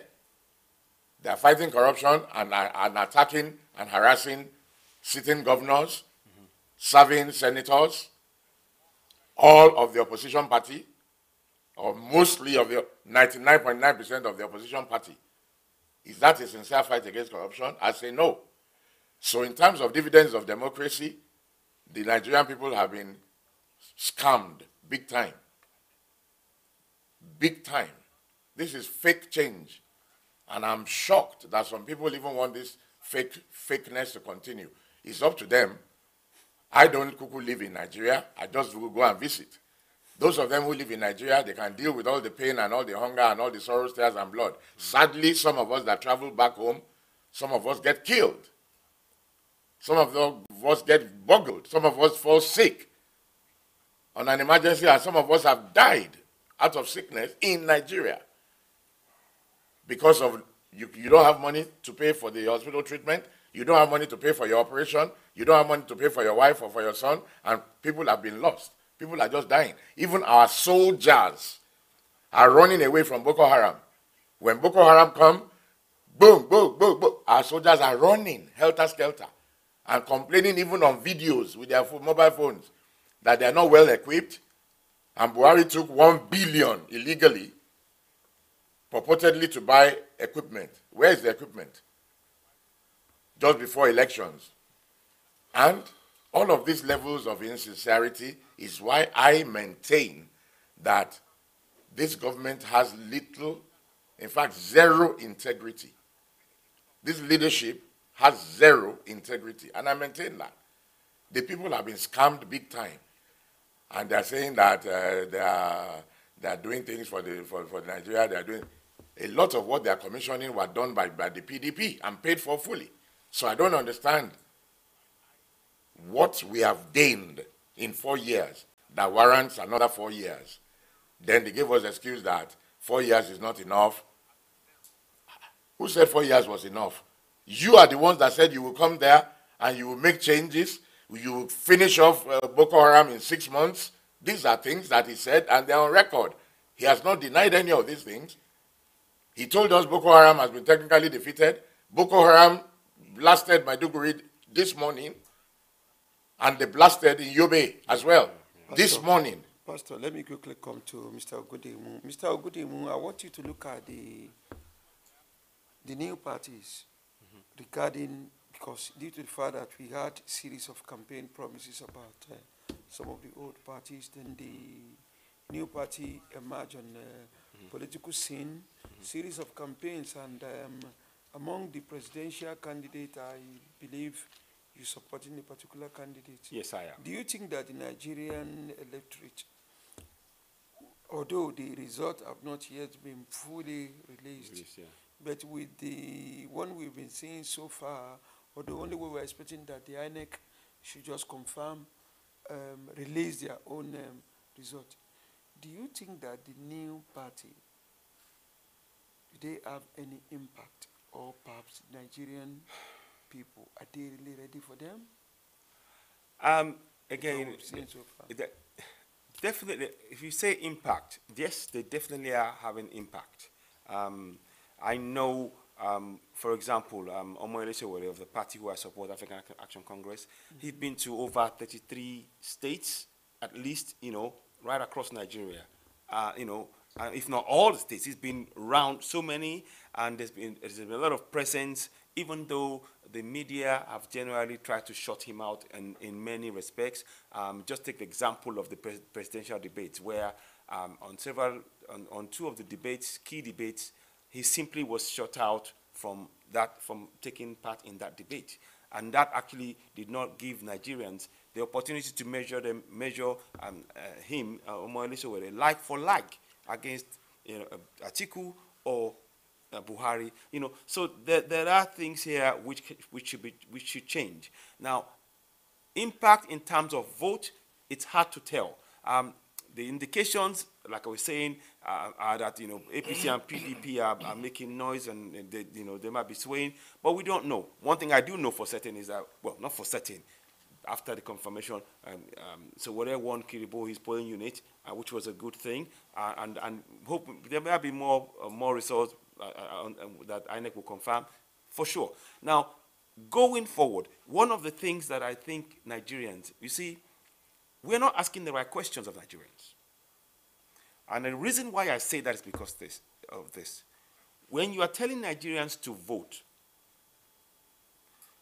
they don't understand that with that vote, when they put their hands in the vote and vote for the party, they don't understand that that party, the parties that they are all voting for, they owe them a duty of responsibility.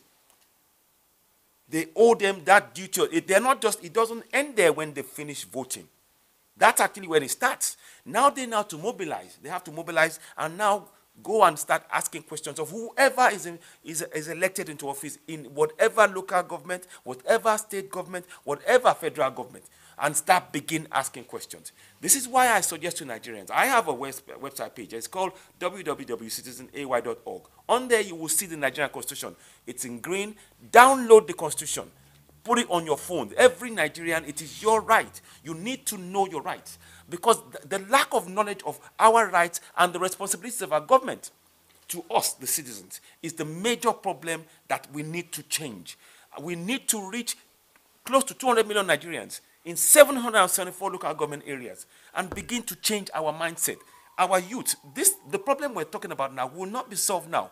It's the coming, if we start now, the coming generation might be able to get a benefit of what I'm saying right now. But as it stands right now, it's hard to tell you for definite that we're going to have an electoral impact as the new parties coming in. Just looking at what was happening, just on the strength of the killings that's been going on, the burning of ballot papers in front of Nigerians who lined, who queued up. Woman was saying, they've burned my ballot, they've burned my vote, they've burned my vote. She was saying that in the video. There's a guy that was killed for trying to snatch a ballot. There's, people were told, people are running away from polling units because people came in truckloads trying to chase them away. This, we cannot expect Nigerians to make informed decisions in an atmosphere of fear, panic, and oppression.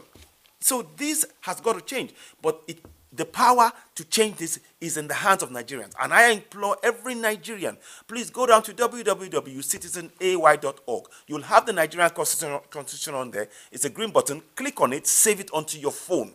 We need to change the mindset of the entire nation. Thank you very much, Mr. Ogundimo. Thank you very much indeed for your contribution.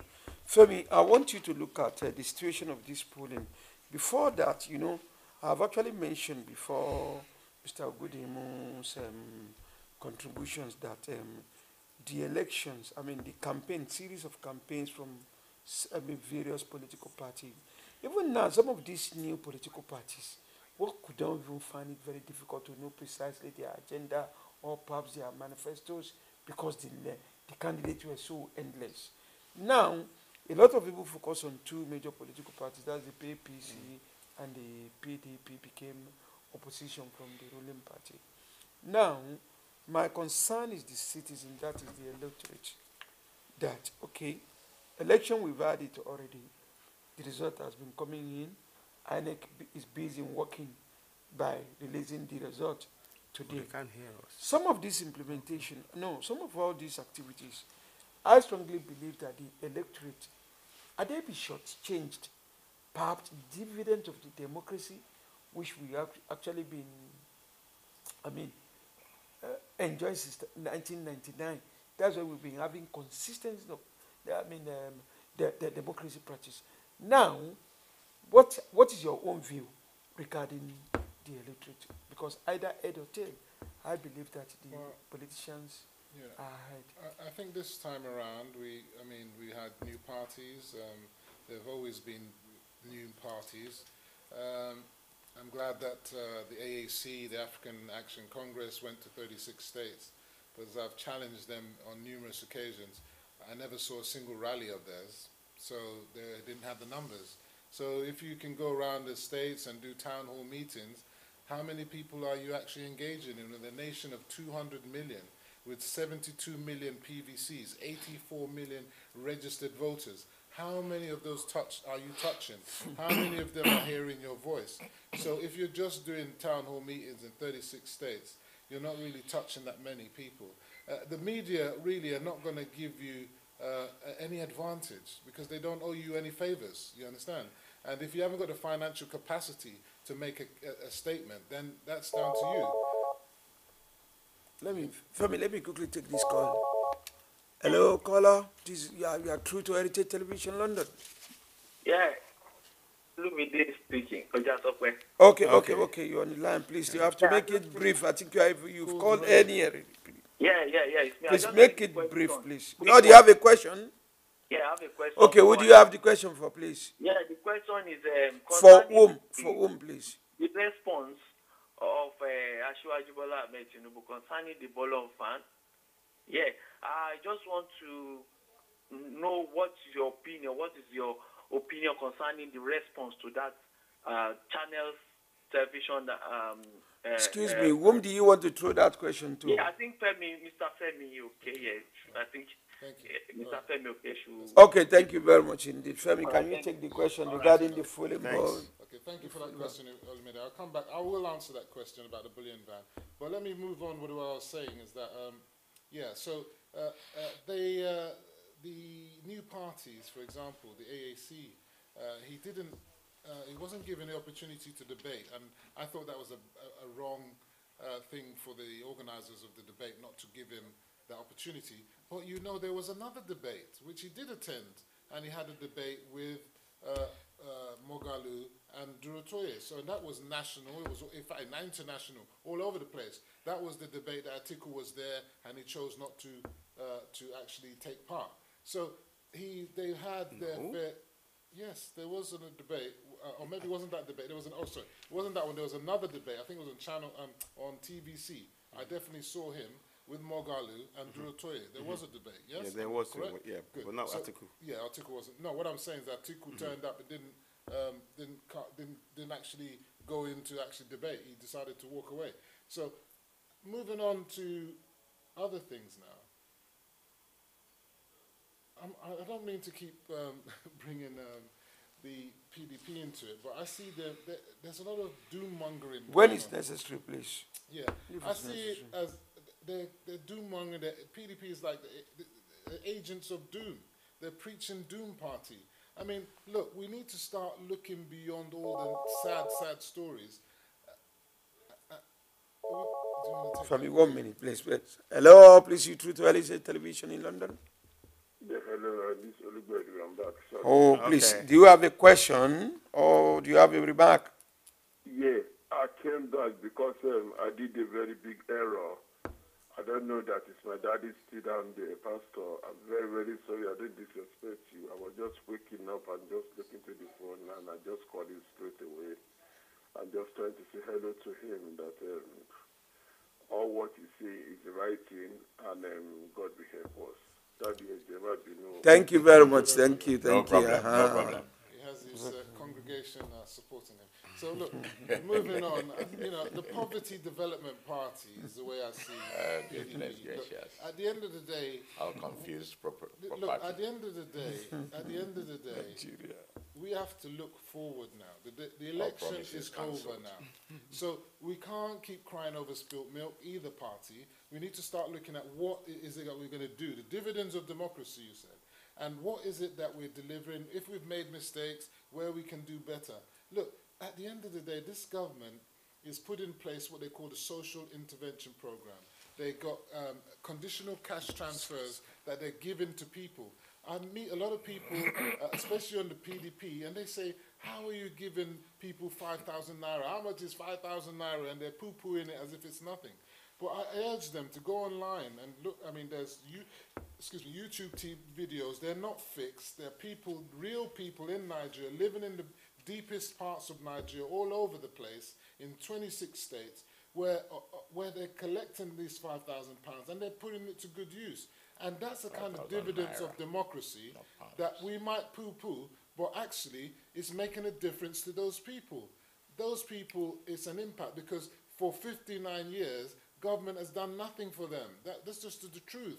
We must be honest with ourselves. I'm not saying this because I'm pro-APC, I'm just saying it. Governments in general have done nothing for the people. And the PDP had a program called Sure P, but I heard that in those days it was about who you knew and who they gave it to.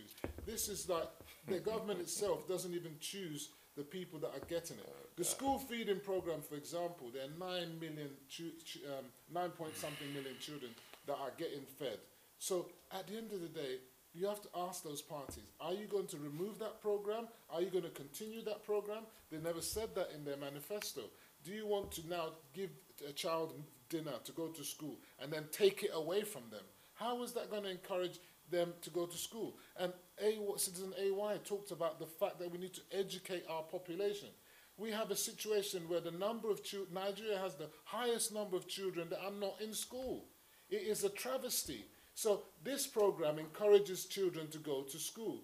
Do we have in most countries you would have thought that that would be a consensus program that all of parties would support and say that even if we come in, we will continue that program. Yes, indeed, there are elements of contracts and things that we carried on, but that's called good governance. We can't have a government that when you turn in and then you suddenly come in and say, oh, you know, everything that Jonathan did, we're going to throw it in the bin and we're going to start again. I heard someone, a PDP person, not a prophet here, said, oh, look, they haven't set up any new universities. They haven't done this, they haven't done. I said, look, it's not every time that you have to set up new universities when the existing universities aren't even got enough facilities to cater for the students going there right now. So we really need to get our priorities straight. And what is it that we need to endear to the people? And infrastructure development is something that is key to any government that's moving forward. If you, we were talking also about in the 30s, when the Great Depression that hit America, how did they get out of that? I think it was Roosevelt. I can't remember the program, the name again, but there was a special program that he put in place, which is what... The New Deal or something? The New Deal, yes, that they put in place the building of infrastructure to take them out of recession. So, of course, at the beginning, it will be hard. Any government is going to be hard in a recession. We came in when the price of a barrel of the petrol came down to $28 a barrel. Men and their cohorts were bombing oil pipelines. Our oil exports went down to like nearly $500,000 a barrel, when we normally have $2.1 million barrels a day. These are significant impacts on the economy. No government could have shaken that off and pretended it didn't exist.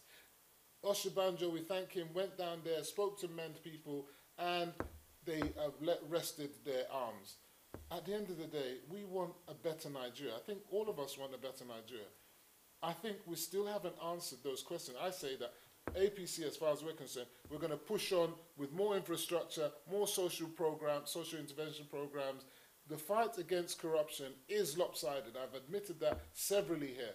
And I've justified that in the sense that the government that was in power previously for 16 years was PDP at the federal level. The fight against corruption is at the federal level. It then makes sense that the most people that will be caught up in that fight will be people from that era. And it's just common sense. So, of course, you may say that there are other people within APC that need to be challenged. And yes, they will need to be challenged. And I'm hoping that in this government that we move into, and I hope that President Buhari will be the new government, will fight that fight all the more stronger, and also fight the corruptness within and without. So moving on in that case, we talk about the situation of the bullion van, which the questioner Olumide asked, that was exposed on Channels TV. Look, as I say, those things are red flags.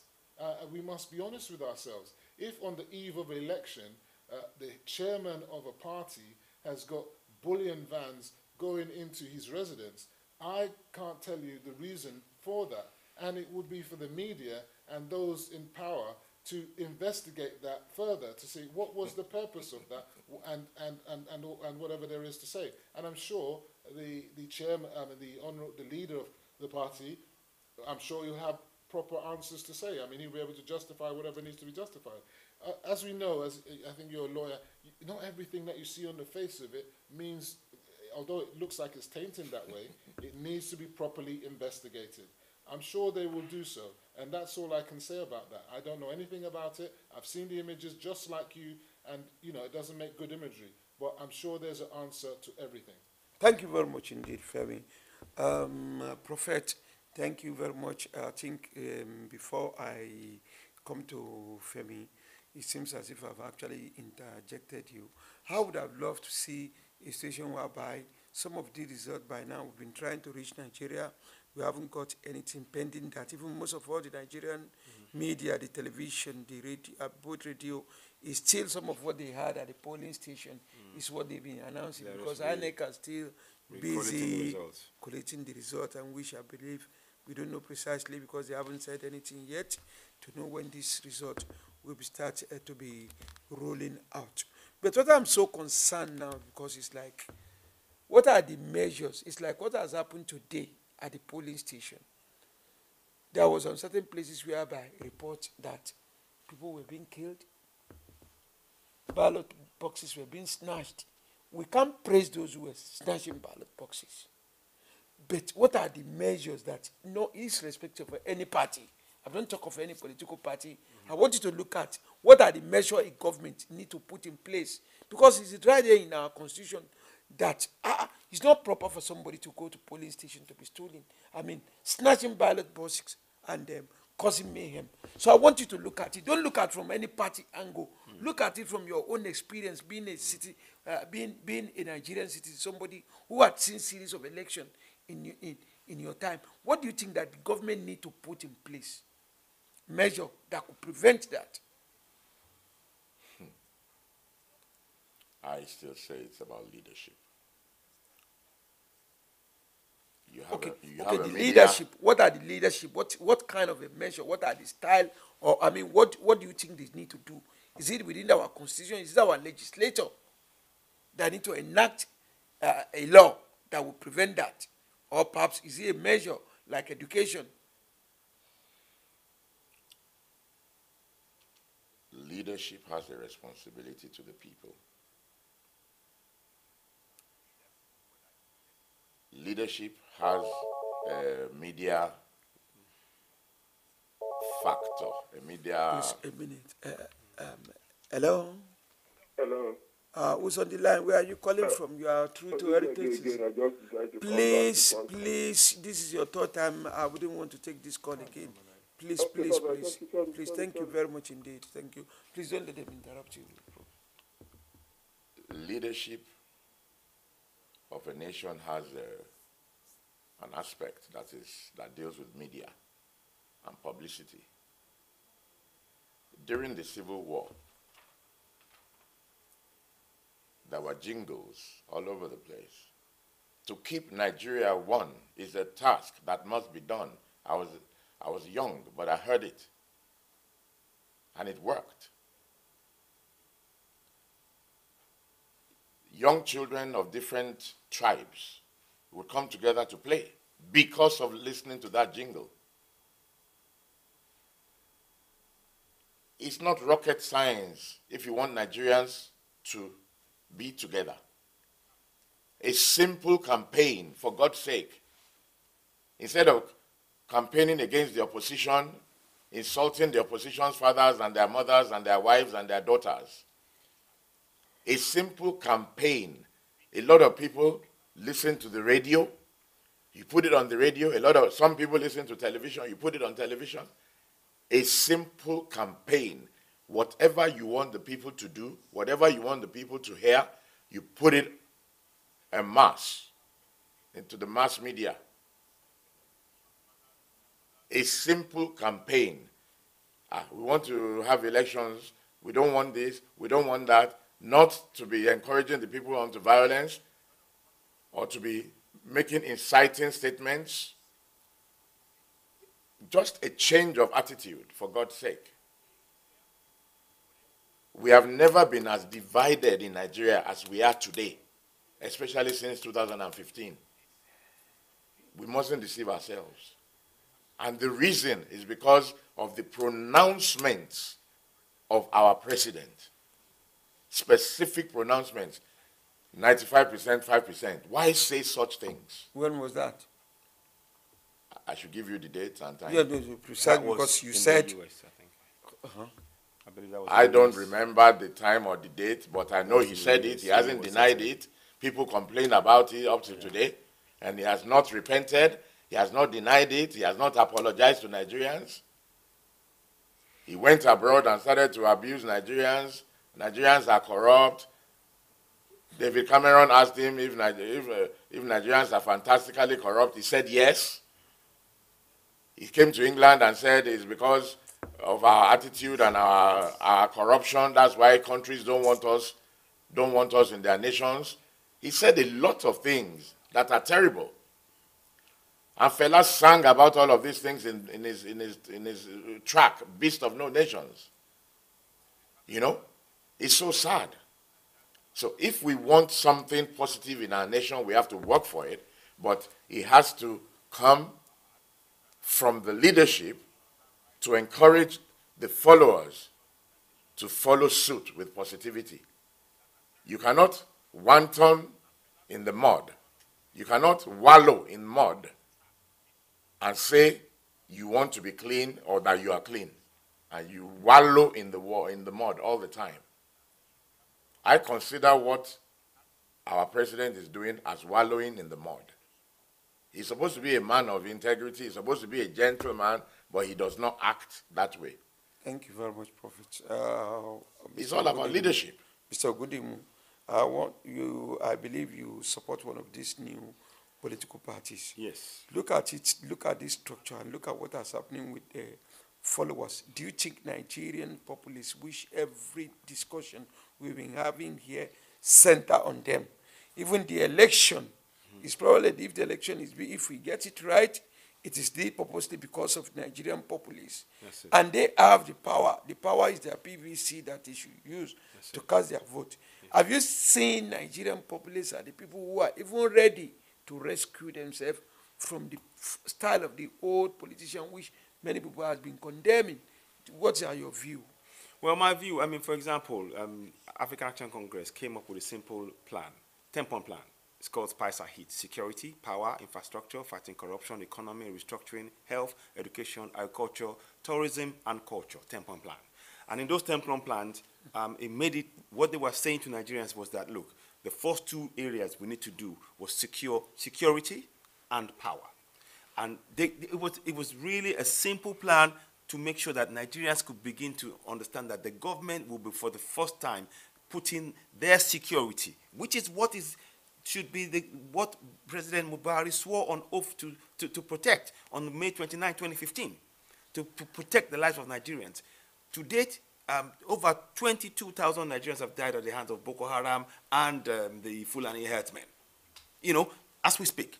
So now, going back to our party and how people want, what the plans of the party are.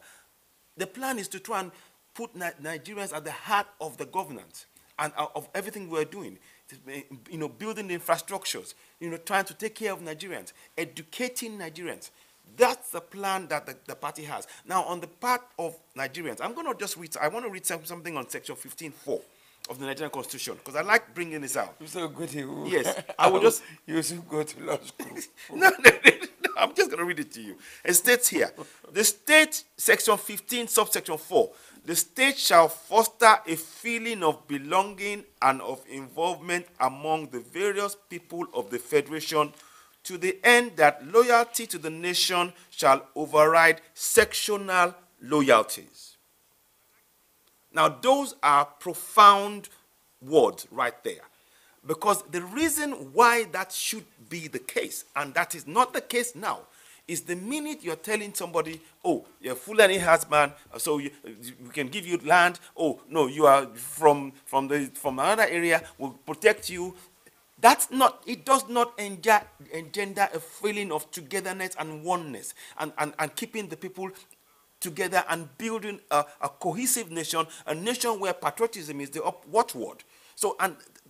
Unfortunately, I will say this, that goes for both PDP and APC. There is a politics that, okay, if I'm grabbing for the center, come what may, I'm going for that power. Very much like Femi said, going for that power regardless of who it hurts. Whatever demographic it hurts, it doesn't matter. So we need to change that. But again, I go back to the point. When Nigerians start keying in to the part, and I'm not saying by any stretch of the imagination that this constitution is the perfect constitution, but there are aspects of that constitution that Nigerians, if they read, they can begin to coalesce around and begin to demand the change from their governance. So the work that we need to be done is not only by the new parties, but by millions of Nigerians joining hands. The job doesn't end here. This is just one part of the job now that's been done. The next job now is to now encourage Nigerians, like I said, to begin that knowledge base, to spread the knowledge base of our constitution. Because for too long, Nigerians have been so brainwashed into the idea of following religion of either Christianity or Islam without actually having an understanding of what it means to be a Nigerian. You hold a Nigerian passport and you go out to another country and you say, oh, I'm a Nigerian, but you don't know the rights that come along with that. And you can't defend those, you can't demand those rights. And that's the lack of knowledge is what we really are suffering from in Nigeria. And that dynamic has got to change. Now, the new parties, African Action Congress, and maybe the other ones, maybe with time, they should get behind this process. They need to get Nigerians to educate Nigerians about their rights. And it doesn't have to be done either in English. It can be done in their local languages. This is possible. So that's the task we all face. We have, after 59 years, we are nowhere.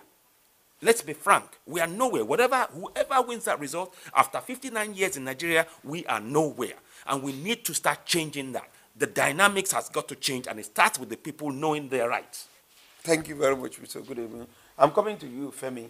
Before we go on commercial break, I want you to look at the issue which I raised, which the prophet has actually making some few remarks regarding the electorate. Now, series of accusations has been levied against the politician regarding some of policy that they don't implement, and perhaps in their election it was being mentioned, or perhaps being through to the electorate. But after the election, the dividend of democracy, the electorate are not enjoying it. Regarding some of the problems that's happening in various polling booths, what are the measures that you think that the government should put in place to ensure that this thing should not be continual incident? I want you to look at those areas. Yeah, just as the president should be cautious about what he says. We, as Nigerian citizens here in the UK, looking on, from our privileged positions, should also be cautious about what we say in Nigeria as well, the impact of what we're saying and the salaciousness of what we say. So when we say the APC are refusing Igbos the right to vote, you understand? That kind of statement, going by the fractious nature of our politics, we need to exercise caution in what we're saying. Now, if you were to say in that polling booth, APC supporters stopped Nigerians from voting, because you don't know whether every single person in that polling booth is an Igbo man. There could have been Yoruba men, there could have been Ijaw men, there could have been people, Irobo people, people from Hausa people that were disenfranchised by those guys that did that. So we need to exercise caution in what we're saying. People, Nigerians, were disenfranchised, not necessarily a particular tribe. Of course, we know that a majority of the people in that area are Igbos, but we shouldn't quote it in that language, because it's like tinderbox there. And any kind of statement from anybody, and we are people, we are influential people, and what we say has an influence on the people out there, especially at this volatile time in our politics. So I'll say that. Now, I do agree with the prophet that the government has not done its best in terms of media and publicity.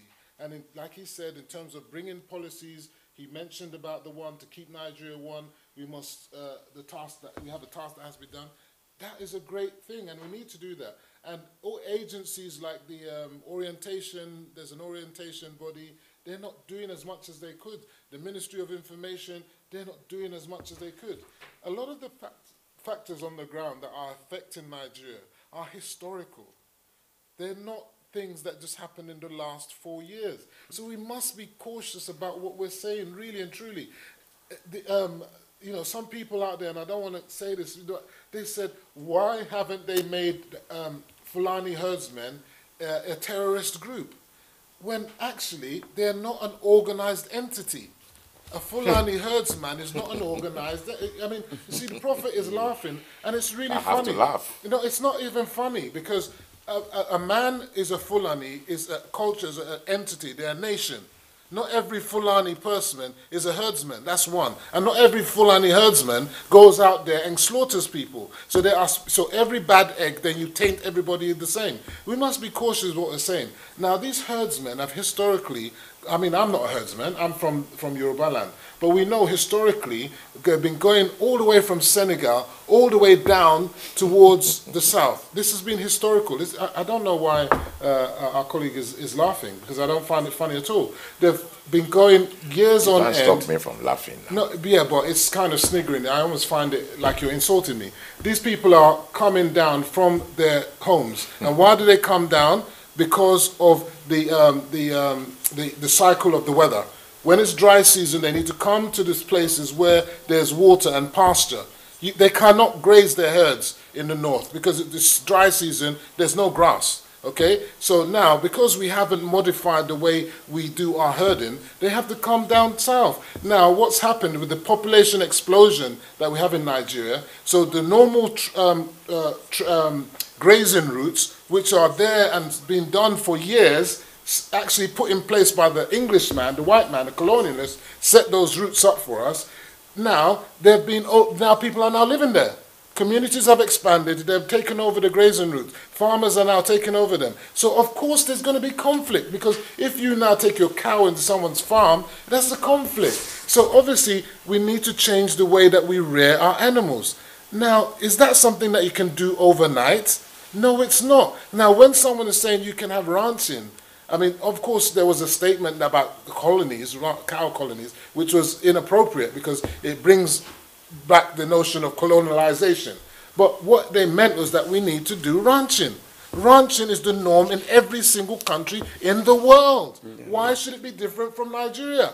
I should be able to set up a cattle ranch in Ogun State. I should be able to set up one in Nasarawa and elsewhere. Obviously, there was tsetse fly. That's why ranching was not prolific in the south. But I think they've got breeds of cattle now that the tsetse fly doesn't really affect them so much, so they're different types of cattle. But nevertheless, how do we overcome this problem? Now, it takes a lot of thought, a lot of work that we need to do. And what it boils down to is that, like AY said, you need power. Because why is it that we have to bring cows down? I don't see any cows being brought from Lancashire down to London. Yeah, they don't bring live cows. If they're bringing cows, they're coming in a refrigerated lorry. Why is it that we don't have enough refrigerated lorries? Because there's no power. You understand? There's no power, so you can't have that system. So all these things are part of the structural disaster that is Nigeria. And when I say that 16 years of mediocre government, it's not because I want to blast PDP. I want to get it straight to you. I blast every one of them, whether you're Gowon, whether you are Babangida, whether you are Abacha, all of them are guilty. Because these things should have been in place for years. Why is it in Botswana they've got more cows than we have? Why is it that in South Africa they're okay and we're not okay in Nigeria? It's a fundamental problem. I like AY's 10-point agenda. And what I suggest to these new breed politicians, I said there are two strategies you can do. You can be on the outside and try to fight from the outside and you're fighting a losing battle. Or you could come in on the inside and bring these ideas which are right for Nigeria, which can work for Nigeria, and persuade those in control that are in the powers and say, look, I have the right ideas for Nigeria, I can make a difference, bring me in, let me do something for you, at least even on one little sector, and achieve success. You would have done a great service to Nigeria. It's not about your personal pride. It's about service to the country. And if that means you have to dine with the devil for service for millions, man, I think you should do it. Thank you very much indeed, Femi. We'll go on commercial break. When we come back, we'll be able to look, we'll be able to take it from there. Now we are going on commercial break.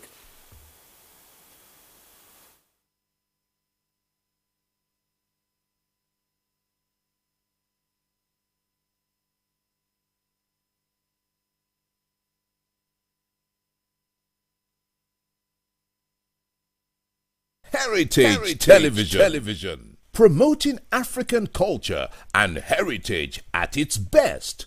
From talk shows that concern you to both local and international news that relates to you. From grassroots football to African children's programs. Heritage Television. We cover your social and special events like weddings, birthdays, church anniversaries, and so on, and broadcast them live on our apps and online. Heritage Television, broadcasting everything about culture and heritage. Heritage Television. We've got it covered. Do download our apps on both Android, iOS, and Windows mobile platform. Heritage Television. Your very own TV.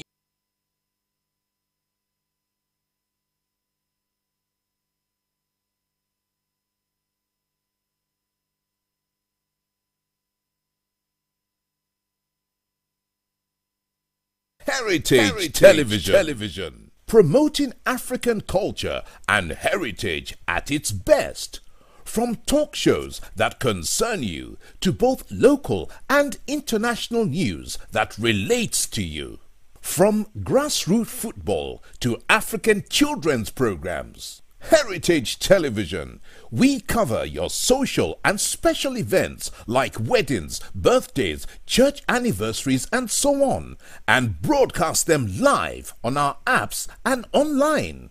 Heritage Television, broadcasting everything about culture and heritage. Heritage Television. We've got it covered. Do download our apps on both Android, iOS, and Windows mobile platform.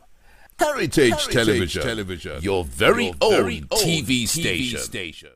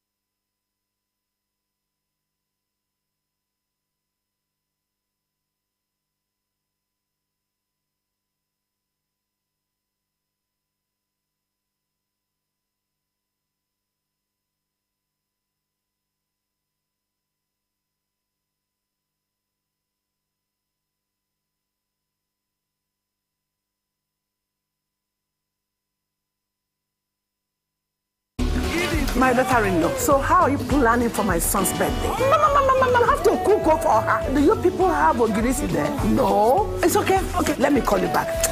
Mama Chiji, okay. Hi, so wait a market. Please pack some ogirisi. I am going to visit my son. My daughter-in-law. It's arranged, but you must use original red oil to prepare the soup. What? I'll call you back. Mama Chijo, please include Ese Odo, my daughter-in-law. Everything is now set. But don't forget that gold wristwatch I saw the last time I visited. Now you can talk until you tire for just 11 kobo per second. Call all networks in Nigeria and 30 international destinations, including US, UK, China, Canada, and India for just 11 kobo per second. Dial *211# to activate. That's Silk Bobo. The largest data network, Glow, Grandmasters of Data. Heritage Television. Promoting African culture and heritage at its best. From talk shows that concern you to both local and international news that relates to you. From grassroots football to African children's programs. Heritage Television. We cover your social and special events like weddings, birthdays, church anniversaries, and so on, and broadcast them live on our apps and online. Heritage Television, broadcasting everything about culture and heritage. Heritage Television. We've got it covered. Do download our apps on both Android, iOS, and Windows mobile platform. Heritage Television, your very own TV station.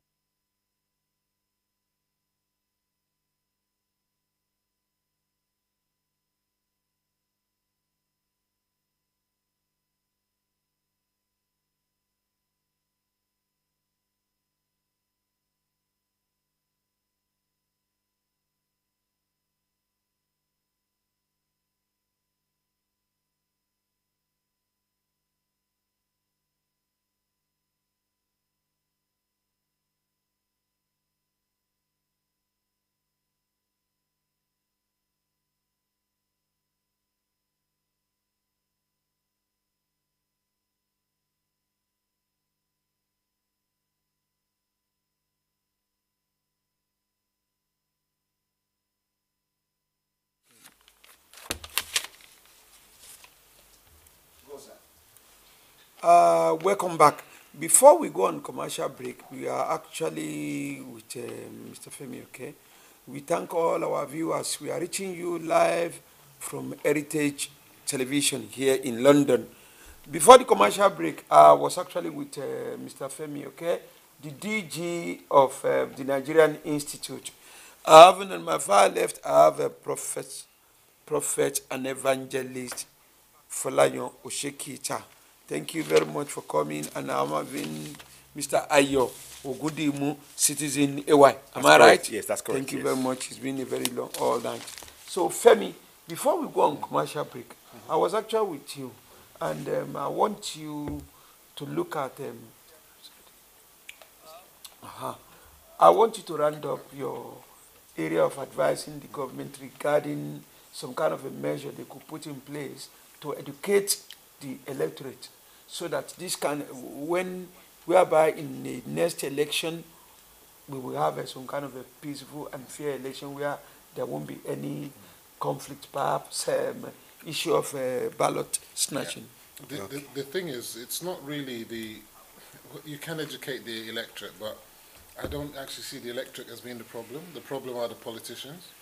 They are the ones causing the problem, not the electorate. So, and the only lesson that the politicians learn is a punitive one. Mm-hmm. So if someone is being called to order for any of these dastardly acts, so someone sponsored him, let's get to the bottom of it. Someone has to be the scapegoat. There has to be some scapegoats, people that are out there that are punished, politicians, prominent ones, whichever ones they are, whichever party, they need to be punished publicly and serve long sentences.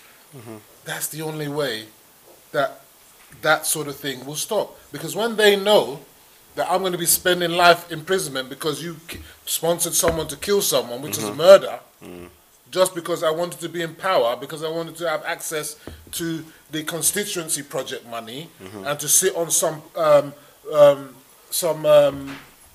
Senate committee or something like that. Yeah. That person will imprisonment of that person for life. Yeah, even if they die in prison, that will send the shockwaves to those people. If all their assets are sequestrated, are taken away from them, or something, some penalty, they have been forced to pay compensation to the families of the bereaved and so on like that, that could send shockwaves into them. Okay. You understand? Those are the sort of things that we need to do as a nation. And normally under other climes like the China, the Egypt and other places, they do that. Yeah, yeah. So you do things like that, you pay for it with your life.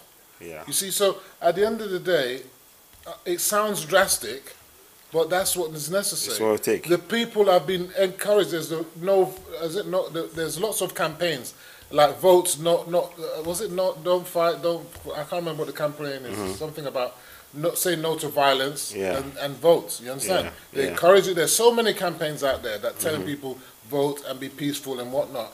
But it's the politicians and the politicians of any color. You understand? Even I'm sure some of the new breed ones, if they know that they're possibly going to win, they will rig. If they know they got a chance of winning, they will rig too.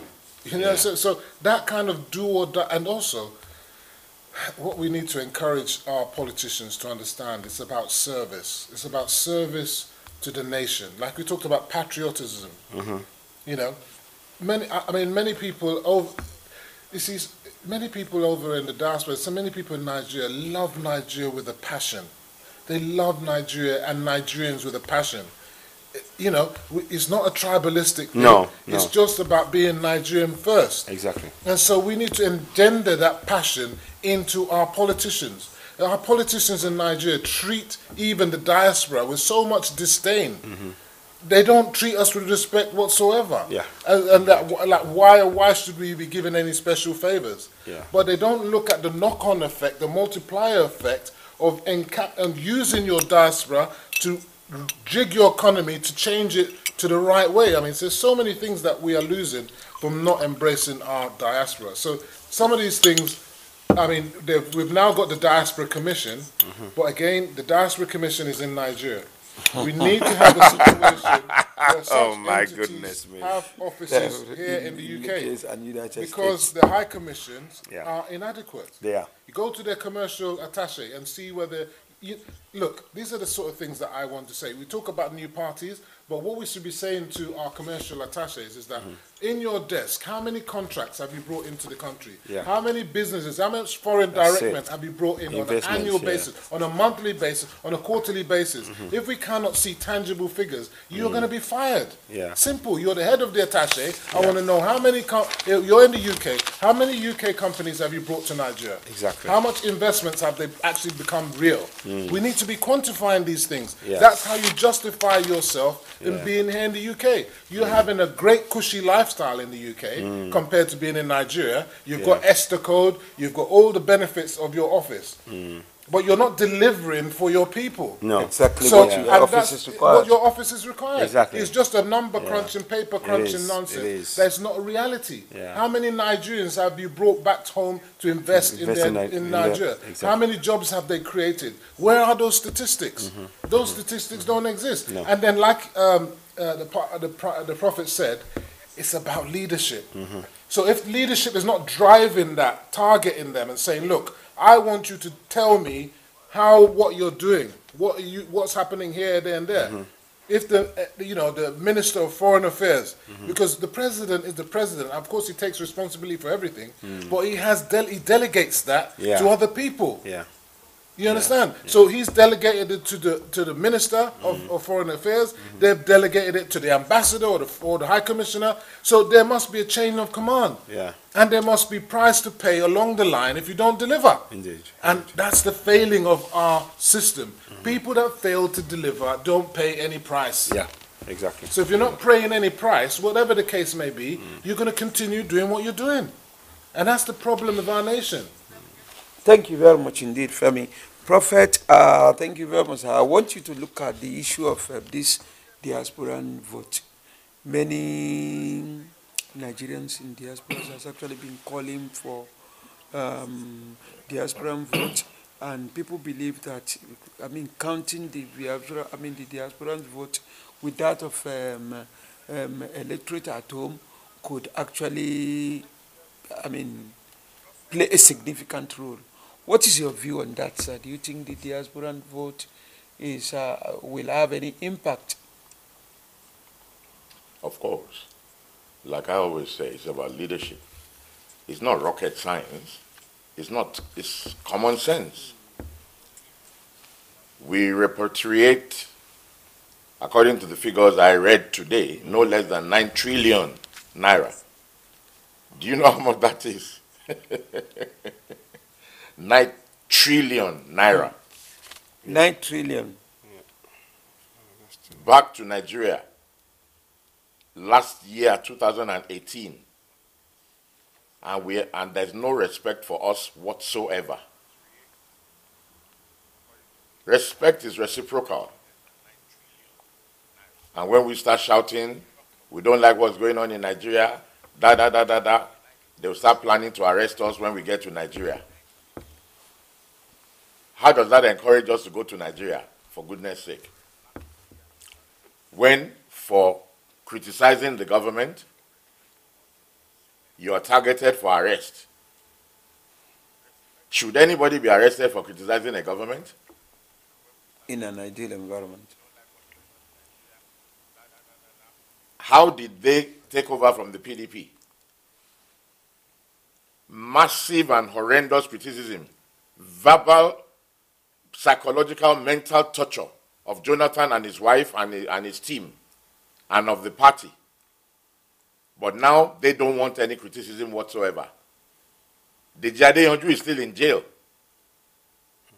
as we speak. Dasuki is still in jail. Zaki is still in jail. How can you lock a man up and his wife after killing 6 of his sons? You don't even have mercy. Complete heartlessness. If you kill one human being, Islam teaches that you have killed everybody. I stand to be corrected. Islam. Do unto others what you would have them do unto you. You cannot lock up somebody forever. The system says if somebody offends, take them to court. Within a certain period of time, charge them to court. If you can't charge them to court, let them go home. Courts of competent jurisdiction have asked the Nigerian government to let those people go home or let them go for treatment overseas or whatever they want to do, and the government has refused. Pastor, Prophet, I want you to look at the area of that election. That election is very important. The area of this governance, I want you to quickly let us deviate from that and look at what can benefit the diasporans. In terms of election. In terms of election, how it is would you not be happier if you could vote? But our legislator haven't put that in place. What I'm saying is this is about leadership. If President Buhari says today that he would like that to happen, he will put it to them. But there are some legislators who could make that move as well. Of course. Make a motion. Of course. That's what the way politics works is you test the ground. If you feel you have enough support for it, you float it. They don't just float anything just willy-nilly. Prophet, I don't want to interject you.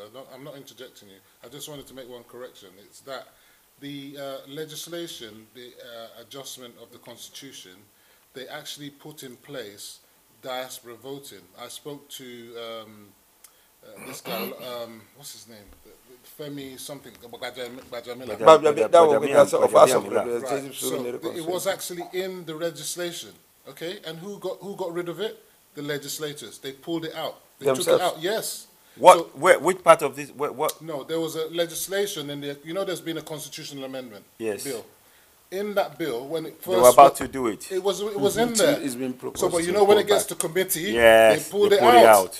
So what I'm trying to say to you, Yeah, it was yeah, there. yeah. It's there. So if that was there, and then your legislators pull it This out, is why- if you are the president, how can you impose Well, what they've this taken is- out?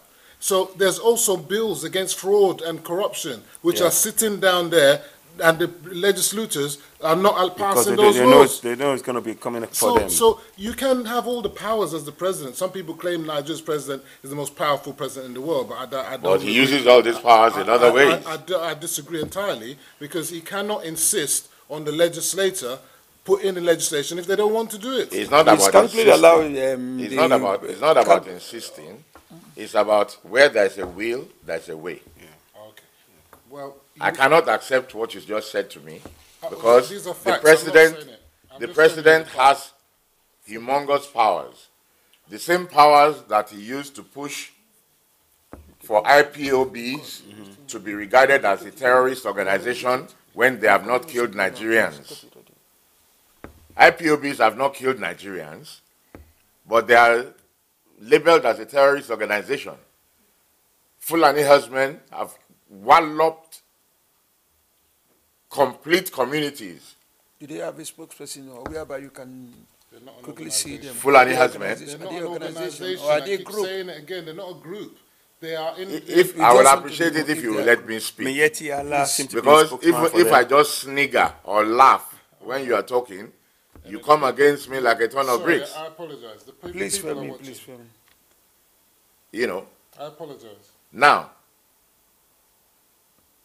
massacre of huge communities. Miyetti Allah are their political wing. They don't hide. But they had this same problem in Ghana and some West African countries as well. This same Fulani has been. But they are dealt with differently. They are dealt with ruthlessly. In Cameroon, in Sierra Leone, they are dealt with ruthlessly. Have you ever known a Fulani herdsman in Nigeria or a Boko Haram member being sentenced to life imprisonment or sentenced to death? Ever? Instead, our president tells us about 400 have repented. So, in conjunction with his previous words, that they should be pampered instead of punished, and that a war against them is a war against the North. He said they have repented, and as such, hold on, sir. He said they have repented, and as such, they should be conscripted into the Nigerian army. So he's recruiting Boko Haram into the Nigerian army. And the Fulani herdsmen, he doesn't even touch them at all. When they wallop huge communities, he doesn't even bother to go and visit or to commiserate or to even be kindly. It's all about leadership. What you want, to be quite honest, will work and augur better if the leadership push for it. Thank you very much indeed. Mr. Ogudimu, I know you are very vibrant when it comes to the diaspora issue. Yes. I want you to look at it because it's like some of the measures that the legislator could actually take in have never been taken, and we strongly believe in the political structures. We do believe that we have the structure of government whereby you have the executive, you have the legislator come before the judiciary, then you now have the first estate of the realm, which is the press. And it seems that our legislators are now, they have not done anything specific that could indicate that maybe we are going to have a diasporan vote. You as a person who is really conversant with the diaspora here, what do you think that the people here, perhaps the organization here in United Kingdom and other places could do to ensure that we have a diaspora vote? Because I strongly believe that the votes of the diaspora vote could actually play a significant impact in election. Because, for instance, this election, with all what has happened here and there, the diaspora vote could actually address some of the issues that could lead to rerun of election in some certain polling impose our in words. So what's your contribution? Here's an interesting little tidbit. Diasporans, we are numbering in, according to estimates, between 12 million to 12 million diasporans. That's the estimate figure that we have. Now, that figure alone, if we were to put that, if we were to be allowed to vote in any election, we could determine the president of the nation. In fact, the whole electoral process will be impacted by the votes of diasporans. And one other thing I'd like to read. I'm going to read something to you quickly. According to the report by PricewaterhouseCoopers, PwC, the inflow of remittances by Nigerians in diaspora rose to an estimated $25 billion in 2018, making it the highest in sub-Saharan Africa. Currently, Nigeria is one of the top 5 nations with high remittance inflows globally, larger than foreign aid and FDI. Nigeria's 2018 migrant remittance inflow was also 7 times larger than the net official development assistance foreign aid received in 2017 of $3.359 billion, and 11 times the foreign direct investment flows in the same period last year. So, in terms of finances, we hold the aces financially. And on that basis alone, just on that alone, we are justified in demanding that we be allowed to participate in the electoral process in Nigeria. Now, what we should be doing in diaspora is, after this election, I think we need to be in each of the countries, the key countries, UK, US, Canada, Spain, Germany, where we have Nigerians in our numbers.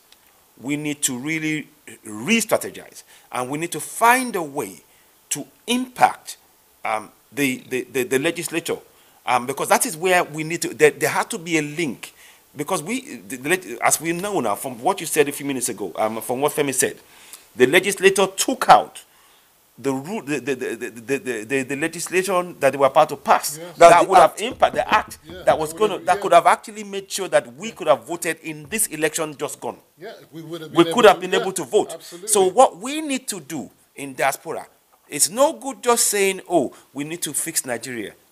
We have the power to do this. We can. This is an opportunity now for us now. We now know we know the lay of the land. We know what game is being played. We know that the president has powers, but he can't do it. We know that the legislators have the powers, but they don't want to do it because it's going to impact them. So it is up to us now to begin to work together and putting pressure on them and saying, look, our money is keeping your government afloat. The amount we're sending, it's impacting your economy, the Nigerian economy, and you cannot ignore. If we were to withhold that, the economy wouldn't hold, because the amount of money that's been stolen is actually will not be able to, that money. We are plugging the gap. We are plugging the gap. So I want Nigerians to understand, especially in diaspora, this is a starting point for us. This is year 0 now. Now we know, like I said, $25 billion in 2018 to Nigeria. That's you and me, diasporans. That is power that we can use. Nothing talks like money. When you have money and you decide, right, okay, this is what I'd like you to do, let's make sure that we have that impact. And for too long, we've believed that we are powerless. That's the other thing I'm trying to make people understand. So we need to ally this with also the knowledge of inclusion. We need to be doing 2 jobs. 1, making sure that our family and friends back home, they know their rights as citizens of Nigeria. 2, we now need to start putting pressure on our legislature by talking to our family and friends, empowering them to start asking questions, and us asking questions and demanding that we be given the right to vote. Because if they are taking our money, then we should also have the right to vote. Thank you very much indeed, Mr. Ogudimu. I would like to come to Femi. Femi, before we round up, it will actually be in a lengthy discussion. I thank you, Prophet Oshekita. I thank you once again, Ayogudimu and Femi of the Nigerian Institute here in London.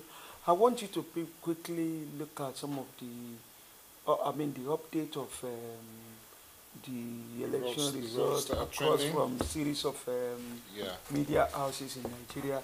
We are going to base this source on these Yeah. media houses because Yeah. we believe they are Yeah. credible So, I and mean, they will ensure that Yeah. proper care is being taken Yeah. before So- dishing this information out, so that people at home to know what has happened and the development of the poll. Although the INEC is still going to come up with their own results based on what you so I said. won't give you any figures, but No, it's just safe let to us say, in the cut. yeah. So these are sources from the likes of Vanguard, Channels TV, and some other newspapers in Nigeria, and they're reporting that, for example, that in as I think it was mentioned earlier, that Atiku didn't win his polling unit. That went to the opposition party, which is APC? yeah, which doesn't bode well for the opposition. We also know that Buhari won significantly in his polling booth. I mean, if you're watching social media, there was trending imagery of Katsina where people showed a video of people in Daura saying that they were anti-Buhari. So obviously that video didn't pan out because the margin of victory was, according to these statistics, obviously not completely verified, but should be like quite significant. Moving on, in Lagos, we also know that Sanwo-Olu, the coming Governor of Lagos, APC gubernatorial candidate, couldn't manage to even win his own polling unit. The significance of that, you know why that is so significant, is because in the primaries for APC, if you noticed, he got like 97% or some kind of figure. So now then for him to then be only getting, not even winning his polling unit, that is quite disturbing. And it doesn't bode well for the forthcoming governorship election. And then you have people that are snatching ballots and burning up ballot paper in predominantly opposition areas. That's only going to ginger them to vote against him all the more. So sometimes you do something which you think is in your favor and you're just shooting yourself in the foot. So people who do these things thinking they're doing, sometimes we might be claiming that it's a politician that done it, but it could be that someone is doing it in the misguided belief that he's helping his candidate. And it could end up to be something that goes against him. So that is a very dicey situation that we need to look forward to. We also know that Agbaje also, Jimmy Agbaje, the PDP the gubernatorial candidate, also lost in his own polling unit. So it doesn't mean that PDP should think that it's all bed and roses and everything's going to be great for them. So who knows what's going to happen there. We also know that in Kwara, it looks like it's possibly, I mean, I'm not going to put my... But based on what is on the ground, I'm not going to put my house on it, but it looks like it's going to be curtains for the Saraki well, not all of the Saraki dynasty, because Bemi is in APC, the younger his daughter, sister. it looks like she may have delivered in some places. So that's not looking too good for them in Kwara. That's the PDP. The drumming of Otuga is not playing any significant role in this election. It sounds like it is. That Otuga sounds like it is. So Otuya is not really... Otuya doesn't look like it's making not any sense. It doesn't look like that. Also in Anambra, where people were thinking that Obiano's sort of romance with APC might lead to great dividends for APC from the results I've been getting from the chatter. Imo is still looking balanced. It's not. There's no clear 50-50. picture. Yeah, there's no clear picture there. Anambra doesn't look like PD. There is votes for APC, but it's PDP all the way. So those are the ones that I've got. What about Ogun? Yeah. It looks like Amoson is looking victorious. I mean, he looks like he's going to win his senatorial seat, but we'll wait and see the reality of it. So the thing is, he's had a very terrible last couple of days. One of his special assistants died in a car crash. And I think it was the secretary, is one of the special assistants, and the secretary to the state government was also involved in that auto crash. He's survived. So it's a sort of bittersweet victory, possibly, for Amoson in Ogun State.